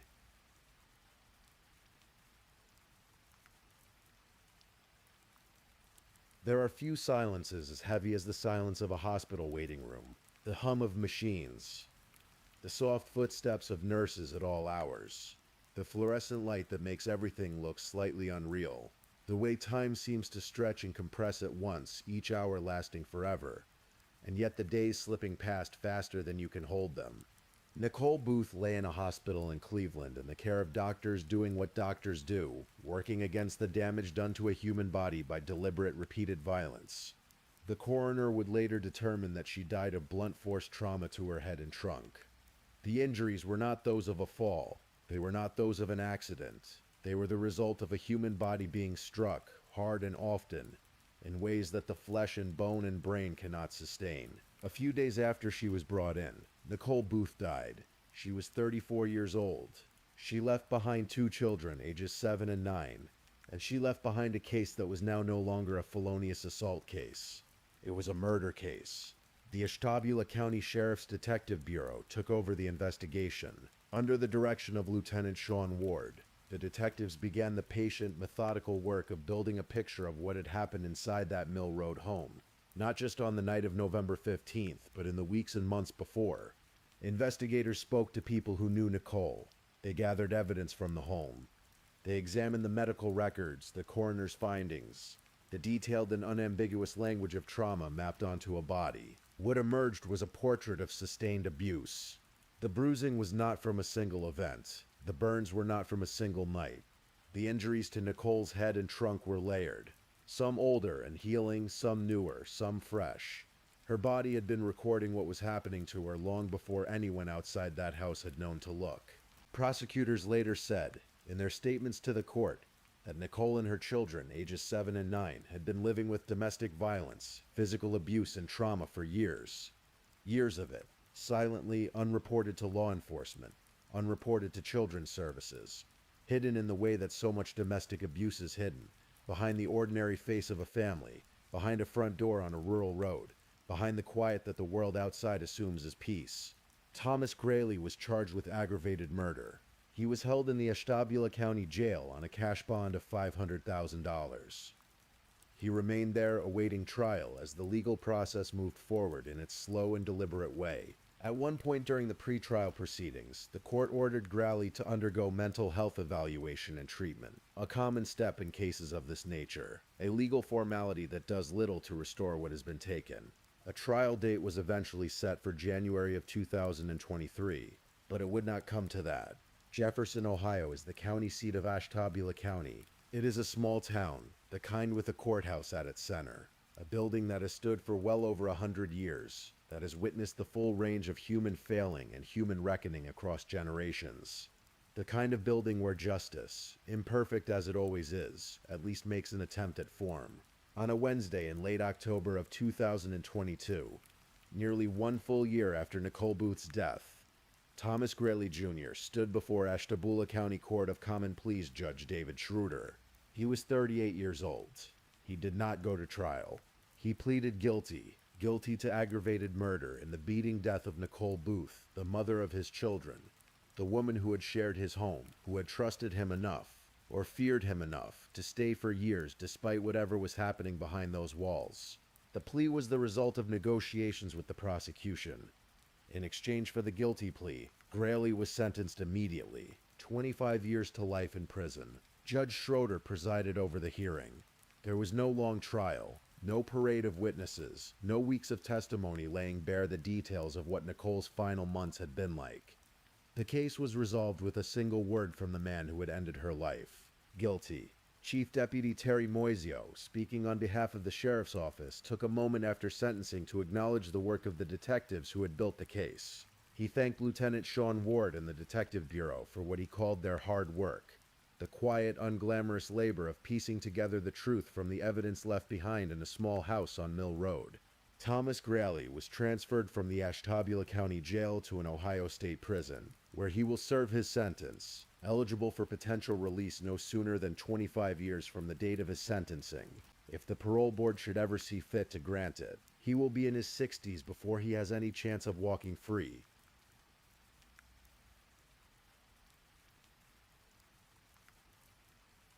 There are two children in this story, and I want to pause here gently and hold space for them. They were 7 and 9 years old in November of 2021. They were home on the night of November 15th. They heard the sounds of that house. They felt the silence of the days that followed. They went to live with a family member. They lost their mother. They watched their father taken away in handcuffs. Their names have never been made public, and they should not be. They deserve the quiet protection of privacy, especially now, especially as they grow into whatever lives are still possible for them. But they are real, and they are part of this story. Prosecutor Colleen O'Toole, who handled the case, made a point of saying in her public statements that the abuse Nicole had endured had also been suffered by her children. Not just witnessed, suffered. The physical, emotional, and psychological weight of living inside a home where violence is ordinary leaves marks that do not appear in any coroner's report, but that are just as real, just as lasting. Children who grow up in homes like Nicole's home on Mill Road carry the memory of those years in ways that shape everything that comes after. How they love, how they trust, what they reach for, and what they run from. The research on this is extensive and heartbreaking, and none of it offers easy comfort. What those two children will need more than anything is time and steadiness, and people who show up for them quietly, consistently, without conditions. I hope they have found those people. I hope they are safe. One of the most common questions asked after a case like Nicole Booth's is, why didn't anyone know? It is a fair question, and it deserves a careful answer. Domestic violence is one of the most underreported crimes in the United States. The reasons are as varied as the people who experience it. Fear of escalation, fear of the children being taken away, financial dependence, emotional attachment, the complicated architecture of love and loyalty that does not simply dissolve because harm is being done. And then there is shame, the particular corrosive shame of believing, on some level, that what is happening to you is somehow your fault, or your secret to keep. In small rural communities, the silence around domestic violence can be even deeper. There are fewer resources, there is less anonymity. There are social pressures that make coming forward feel like a kind of exposure that is as frightening as the abuse itself. And in a county like Ashtabula, where families are often isolated by geography, where neighbors may be miles apart, the ordinary signals that might alert a community to trouble are simply absent. Nobody called. Nobody knocked on the door on Mill Road and asked if Nicole was all right. Nobody saw the bruises in time to do anything about them. This is not an accusation, it is an observation about how effectively abuse hides itself, how thoroughly a person in Nicole's situation can become invisible even to those who care about them. The prosecutor's statement that the abuse had gone unreported to both law enforcement and children's services for years is not a condemnation of Nicole. It is a statement about the conditions that allowed Thomas Greeley to do what he did for as long as he did it. Systems fail. Communities miss the signs, and women die in houses on quiet rural roads, far from anyone who could have helped. I want to say her name again. Nicole Booth. She was 34 years old. She was a mother of two. She was born in 1987, which means she was alive during all the same years that many of you listening to this were also alive. Walking through the same decades, watching the same seasons change, carrying your own hopes and worries and ordinary days. She liked things we will never know she liked. She had opinions about food, about weather, about the small inconveniences of everyday life. She had a laugh that someone remembers. She had a way of saying goodnight to her children, some particular ritual or phrase that made them feel safe that was hers alone. All of that was taken from her, by a man who had no right to take it. True crime, as a genre, sometimes reduces people like Nicole to their suffering, to the details of their injuries, to the timeline of a case, to the procedural steps of an investigation and a prosecution. And while those details matter because they are the architecture of justice, they are not the whole of who she was. Nicole Booth was a person. She was a person who deserved a long life, a safe home, children who grew up watching her grow old. She deserved ordinary Novembers, year after year, the kind where nothing happens except the cold coming in and the leaves going down, and the kids coming home from school, and the evening settling quietly around a family that is whole. She deserved all of that, and she did not get it. The night is quiet now. Wherever you are listening to this, the world outside has slowed, the sounds have softened, and the space around you is still. Stories like Nicole's are hard to hold. They remind us that danger is sometimes closest in the places we expect to be safest. They remind us that silence has a cost, and that the people most in need of help are often the ones we never see. But there is something in the telling of these stories, something important, something that resists the forgetting. When we speak the names of people like Nicole Booth, when we sit quietly in the dark and hear the shape of their lives, we offer them a kind of witness. We say, we know you were here. We know what happened to you. We have not forgotten. And sometimes, just sometimes, hearing a story like this prompts one person listening, maybe you, to look a little more carefully at the people around them, to ask a question, to make a call, to hold the door open, literally or otherwise, for someone who needs a way out. If you or someone you know is in a situation like Nicole's, the National Domestic Violence Hotline is available 24 hours a day, 7 days a week. The number is 1-800-799-7233. You can also text START to the number 88788. There is help. There is always help, even when it feels impossibly far away. Rest now. Let your breathing slow. Let the story settle and then release it, the way you release a breath, gently, completely. You are safe. You are here. And tomorrow the world will still be asking you to pay attention to the people in it. Please, if you're still awake, let's move on to our last story.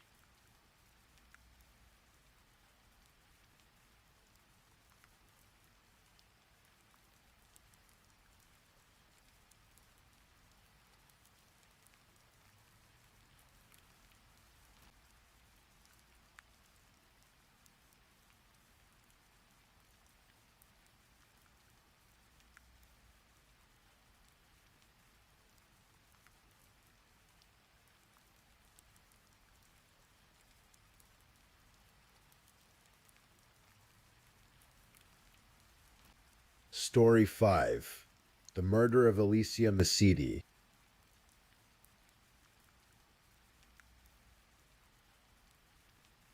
Tonight we are going to explore a story together, a true story.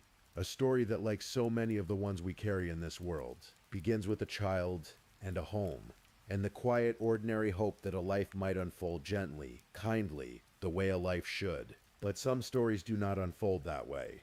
Some stories take a darker turn, and in the telling of them, in the slow and careful laying out of the truth, there is a kind of justice, a kind of honoring, a way of saying to someone who cannot hear it anymore that they were seen, that they mattered, that the world knows their name. Tonight that name is Alicia Masidi. She was 14 years old, and she deserved so much more than what she was given. So we are going to sit with her story gently, and we are going to follow it from its beginning, all the way to its end, all the way to the moment when, after more than 11 years, justice finally quietly arrived.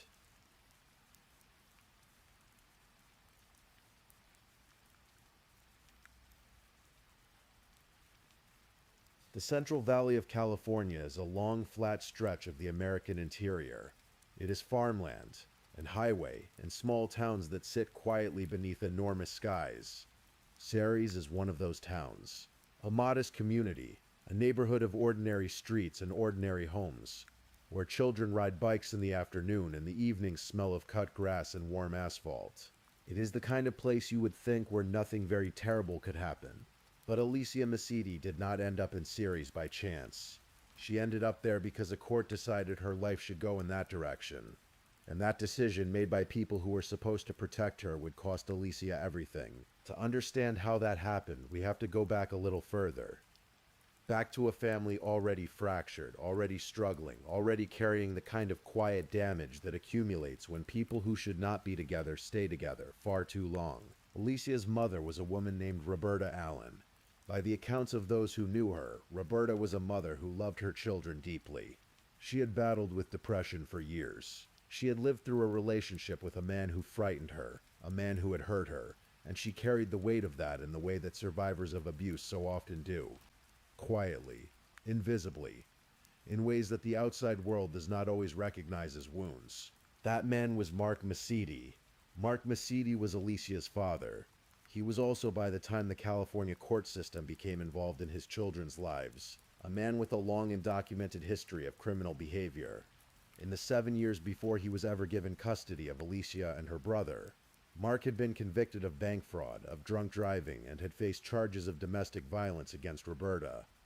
He had pleaded guilty to a lesser charge in that domestic violence case, and had been ordered to attend anger management classes. He had also failed to comply with court orders requiring him to attend drug and alcohol treatment programs. That failure had landed him in prison for a period of time for violating his probation. This was the record of a man who would eventually be handed the lives of 2 children. The family court process that led to this outcome was one that, to those who lived through it from the outside, felt deeply and profoundly wrong. Roberta Allen later described her experience of those custody proceedings as, in her own words, very angled toward Mark. She could not afford an attorney. Mark had one. And in the world of family court, that difference, that imbalance of resources and legal representation, can determine everything. A court investigator would describe Roberta as an unfit mother, citing her history of depression. A court-appointed children's lawyer, a woman named Johnny Herring, submitted a report to the presiding judge, a Santa Clara County Superior Court judge named Vincent Chiarello. In that report, Johnny Herring expressed her serious concerns. She recommended only a supervised temporary placement with Mark Mesiti, citing what she described as, in her own words, sufficient issues and risks to these minors. She had written, directly and plainly, that she was deeply concerned about both minors, especially Alicia. The judge read those words, and in November of 2005, he awarded Mark Mesiti full custody of Alicia and her brother anyway. It was a decision that Alicia's maternal great-aunt, a San Jose woman named Roberta Fitzpatrick, would never forgive. She would spend years writing letters to that judge, asking him to acknowledge that a mistake had been made. He would never respond. He would, over and over again, decline to comment. The family court could have saved Alicia, Roberta Fitzpatrick would say, years later, her voice still carrying the weight of it, but they sent her to live with a really evil person. In 2005, Mark Mesiti moved from the Bay Area to a house on Alexis Avenue in Ceres, California. He enrolled Alicia in Central Valley High School that September. Her records were submitted on the 15th of September, 2005, but Alicia never attended. Not a single day. Within weeks, a request was made to transfer her school records to a high school in Santa Cruz. And then nothing. No enrollment. No attendance. No record of a 14-year-old girl living any kind of visible public life. This is one of the most haunting threads of Alicia's story. She had been placed in her father's care by a court of law, and from the moment she crossed the threshold of that house on Alexis Avenue, she effectively disappeared from the world. No school, no friends who could later account for her days. No teacher who ever looked up from a roster and said, "Where is that girl?" We now know from what Mark Masidi himself would eventually confess in open court what was happening inside that house during those months. From July of 2005, Mark Masidi had begun administering drugs to his daughter, prescription antidepressants, benzodiazepines, morphine, methadone, a cocktail of substances designed, carefully and deliberately, to render a 14-year-old child unconscious, to strip her of awareness, of sensation, of the ability to know what was being done to her. While Alicia lay unconscious, her father photographed and videotaped what he did to her. More than 40 instances, documented by the man who committed them.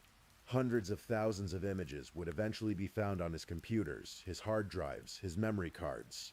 Hundreds of those images showed Alicia, obviously sedated, obviously helpless, obviously unaware. She never knew. She could not have known.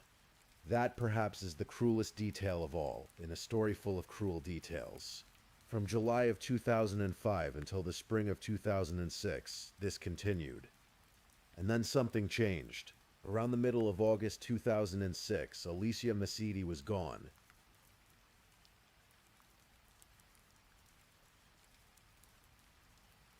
On the 14th of August 2006, a woman named Shelley Walker, who was Mark Masidi's girlfriend at the time, flew from Los Angeles to Northern California to visit Mark at the Ceres house. 2 days later, on the 16th of August, Mark Masidi reported to police that his 14-year-old daughter had run away. His story was this.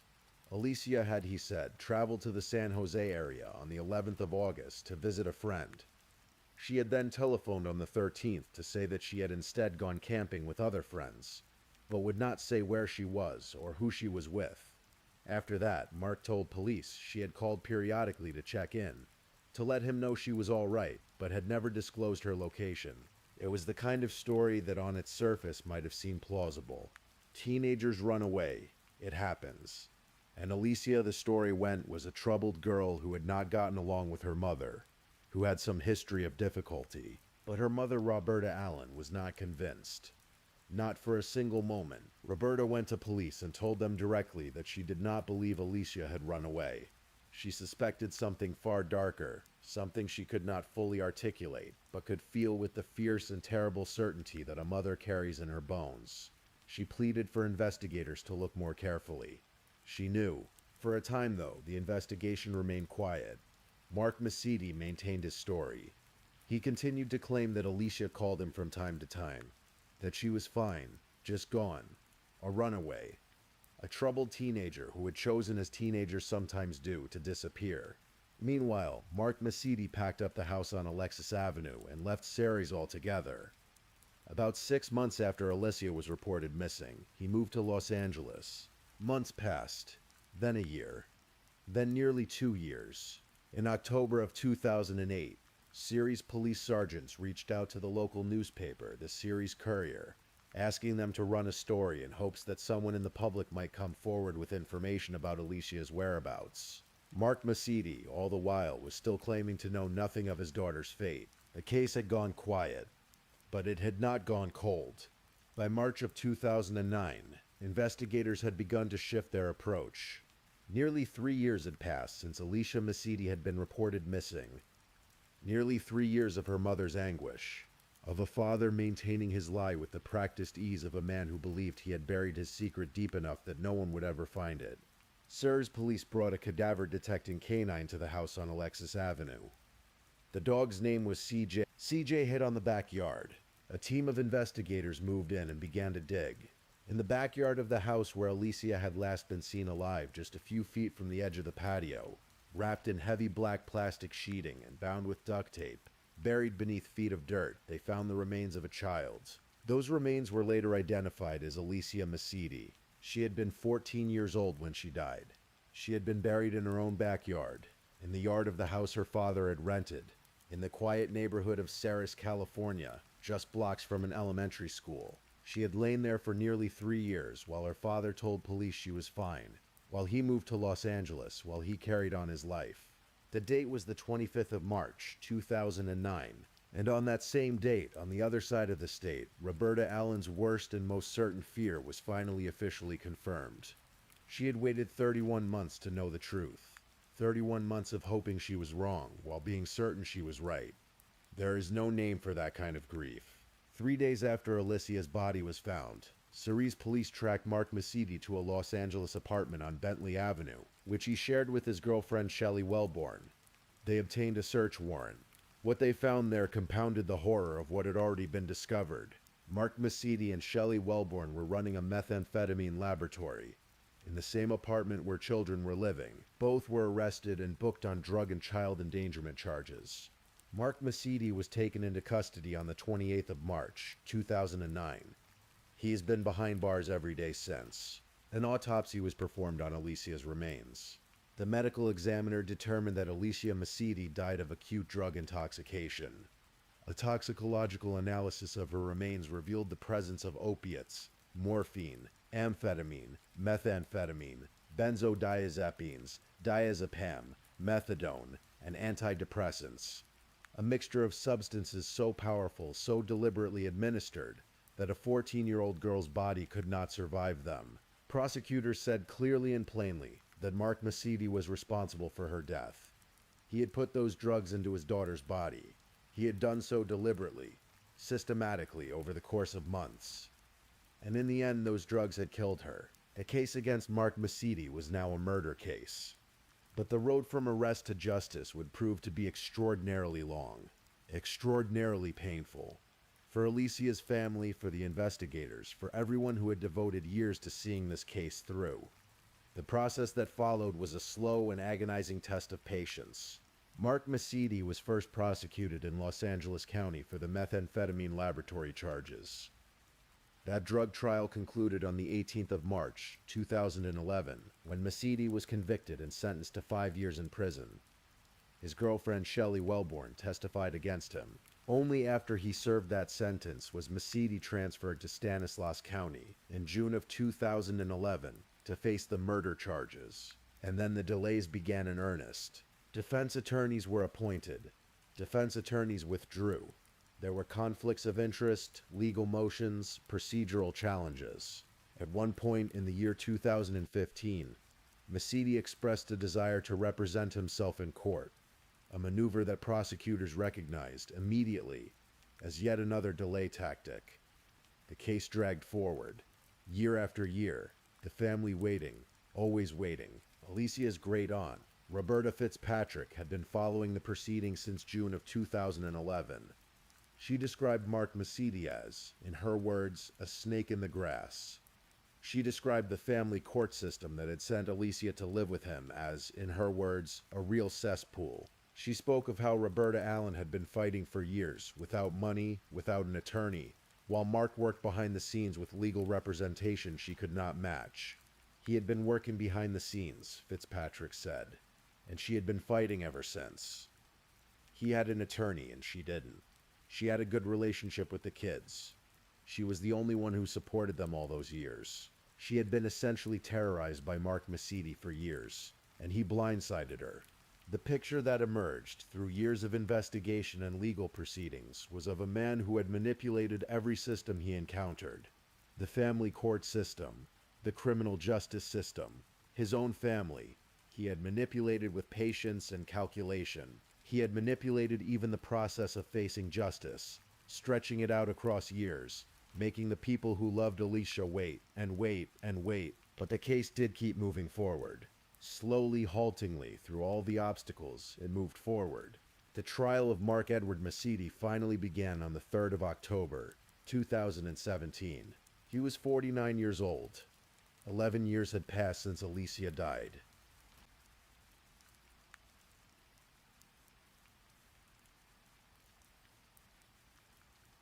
The Stanislaus County Superior Court in Modesto, California. The trial began with prosecutors laying out what they had found, evidence that they said was overwhelming, and photographic and devastating. Chief Deputy District Attorney Annette Reese told the court that investigators had seized Mark Masidi's computers, his hard drives, his memory cards, and his digital video recorders. On those devices, they had found photographic images and video recordings of Mesiti sexually assaulting his daughter while she was unconscious, blacked out from the drugs he had given her. They had also found on those same devices hundreds of thousands of additional images of child pornography, among them videos showing Mesiti sexually assaulting a girl who was only 8 years old, the daughter of a woman he had been involved with while living in Los Angeles. There were also recordings of a 16-year-old girl Mesiti had befriended, subjected to the same horrors. The scope of what had been uncovered was staggering. 49 criminal charges had been filed. The prosecution was seeking the death penalty. For the courtroom audience, which included Alicia's great-aunt Roberta Fitzpatrick, the early days of the trial meant sitting and listening to testimony about things that, once heard, cannot be forgotten. It was, by any measure, an almost unbearable ordeal. Mark Mesiti's defense attorney at the time, a man named Martin Baker, attempted to construct an alternative narrative. He claimed that Aliyah had been addicted to drugs for 2 years before her death, and that she had died not at her father's hand but as a result of her own intake of substances. He cited a diary that he said Aliyah had written, in which he claimed she had written that if she turned up dead it would be because she had taken her own life. He cited a passage in which he said Aliyah had written that she wanted to feel nothing. The prosecution countered this narrative with testimony from one of Alicia's friends, who stated clearly that while Alicia may have smoked marijuana or had a drink now and then, she did not use hard drugs. She was not an addict. She was a 14-year-old girl. The trial was expected to last for months. And then, about 2 weeks in, something unexpected happened. Mark Mesiti stopped the proceedings. He agreed to plead guilty. On the 17th of October, 2017, in the Stanislaus County Superior Court, Mark Edward Mesiti entered guilty pleas to 49 criminal charges. In exchange, the district attorney's office agreed to remove the death penalty from consideration. Mesiti would face life in prison without the possibility of parole instead. But the prosecution did not simply allow him to nod his head and agree. Chief Deputy District Attorney Annette Reese required something more. She required Mark Mesiti to stand in open court and read, aloud, a detailed personal statement admitting every crime he had committed. Not simply to say that he agreed with a list of charges, but to say, in his own words, spoken in public, what he had done. For more than an hour, Mark Mesiti stood in a court of law and confessed. He admitted to drugging his daughter from July of 2005 through May of 2006. He admitted to administering prescription antidepressants, benzodiazepines, morphine and methadone to her for the purpose of rendering her unconscious. He admitted to rape, to sodomy, to oral copulation, to digital penetration. He admitted that his administration of those drugs caused Alicia's death.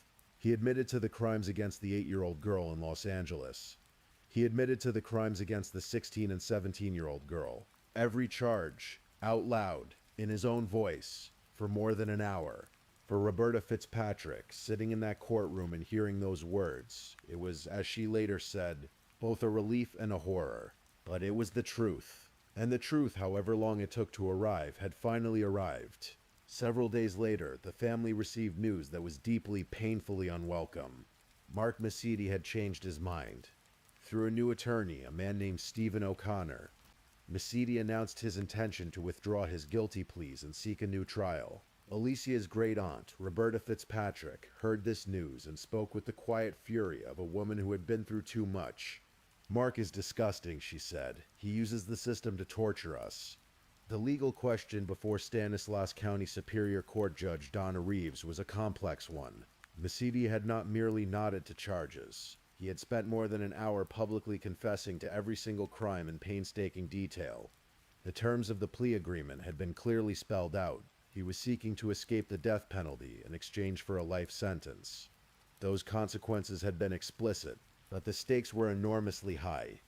A death penalty case is unlike any other, and the possibility that a defendant might somehow fare better at trial, however remote, could be argued. Prosecutors led by Annette Reese considered Mesiti's actions to be simply one more attempt to delay justice. Another maneuver in a long, exhausting game. The sentencing date that had been set for the 28th of November, 2017 was postponed. Then postponed again to the 18th of January, 2018. The family waited. Again. In early 2018, Judge Donna Reeves made her ruling. She denied Mark Macedy's request to withdraw his guilty plea. She denied his request for a new trial, and she sentenced him life in prison without the possibility of parole for the homicide committed in the course of sex crimes, concurrent with a 30 years to life sentence for lewd acts against a minor, and a consecutive sentence of 234 years and 8 months for the repeated sexual crimes committed against all 3 girls. There would be no release. There would be no appeal that reversed these findings. Mark Edward Macedy would spend every remaining day of his life behind prison walls. He entered the courtroom that day with his hand covering his face. In the audience, Roberta Fitzpatrick felt, for the first time in years, something she could only describe as relief. "This is wonderful," she said. "It's over." And it was. Merely 12 years after Alicia Macedy disappeared from a house on Alexis Avenue in Sirius, California, justice had been served. Slowly, imperfectly, with too many delays and too many procedural obstacles and too much additional pain for a family that had already suffered beyond measure. But it had been served. Mark Macedy remains in prison today.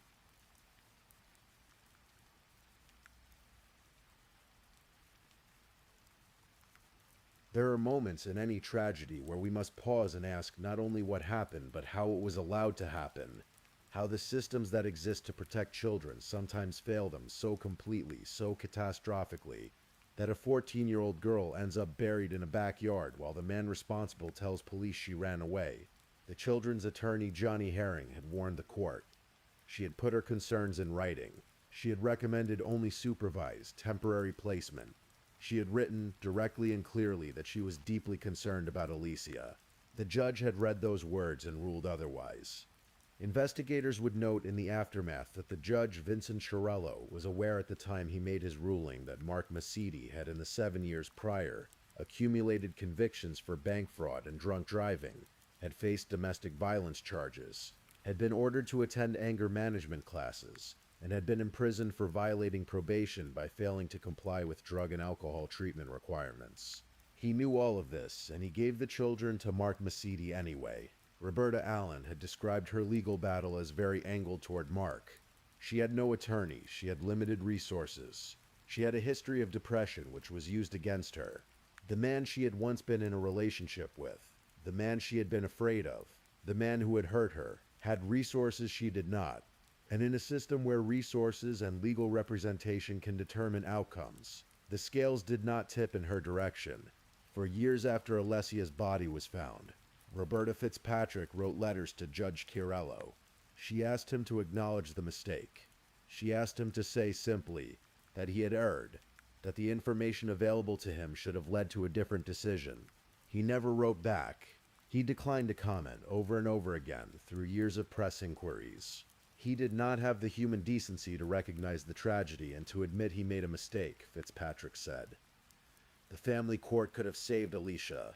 This part of the story is not about assigning all blame to a single judge or to a single system.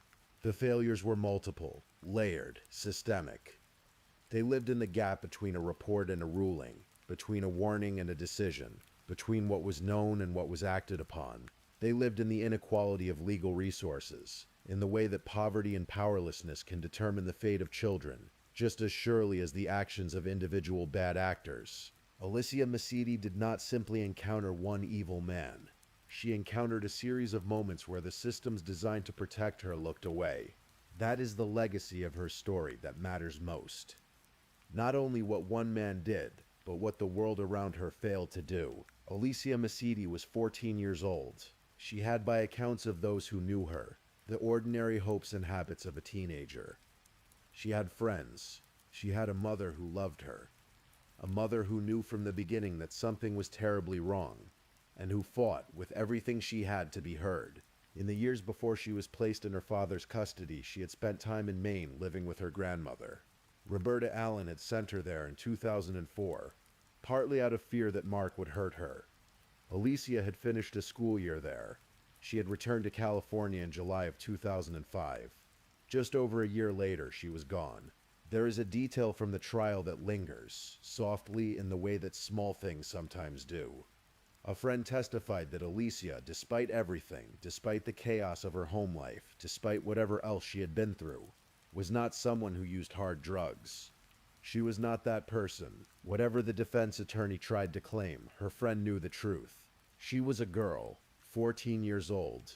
She deserved to grow up. She deserved high school and bad first haircuts and music she played too loud and friendships that lasted decades. She deserved all of the messy, beautiful, ordinary things that 14-year-old girls deserve. She deserved to be safe. Her great-aunt Roberta Fitzpatrick carried her story for years, writing letters, showing up to court, speaking to journalists, making sure that Alicia was not forgotten. Alicia's mother, Roberta Allen, endured more than 31 months of not knowing before the cadaver dogs and the investigators finally gave her the answer she had already known in her heart. Both women, and every person who loved Alicia, lived through a kind of grief that is difficult to fully imagine. A grief that was prolonged, and complicated, and layered with anger at the failures of institutions, and at the calculating cruelty of a man who could, for years, look investigators in the eye and say, "She ran away. She's fine," I hear from her sometimes. But they did not give up. And because they did not give up, because Roberta Allen went to police and said she did not believe the story she was being told, because investigators eventually brought a cadaver dog named CJ to a quiet backyard in Ceres, because prosecutors spent years building a case that could not be dismantled, because Chief Deputy District Attorney Annette Reese required Mark Masidi to stand in open court and say in his own voice every single thing he had done.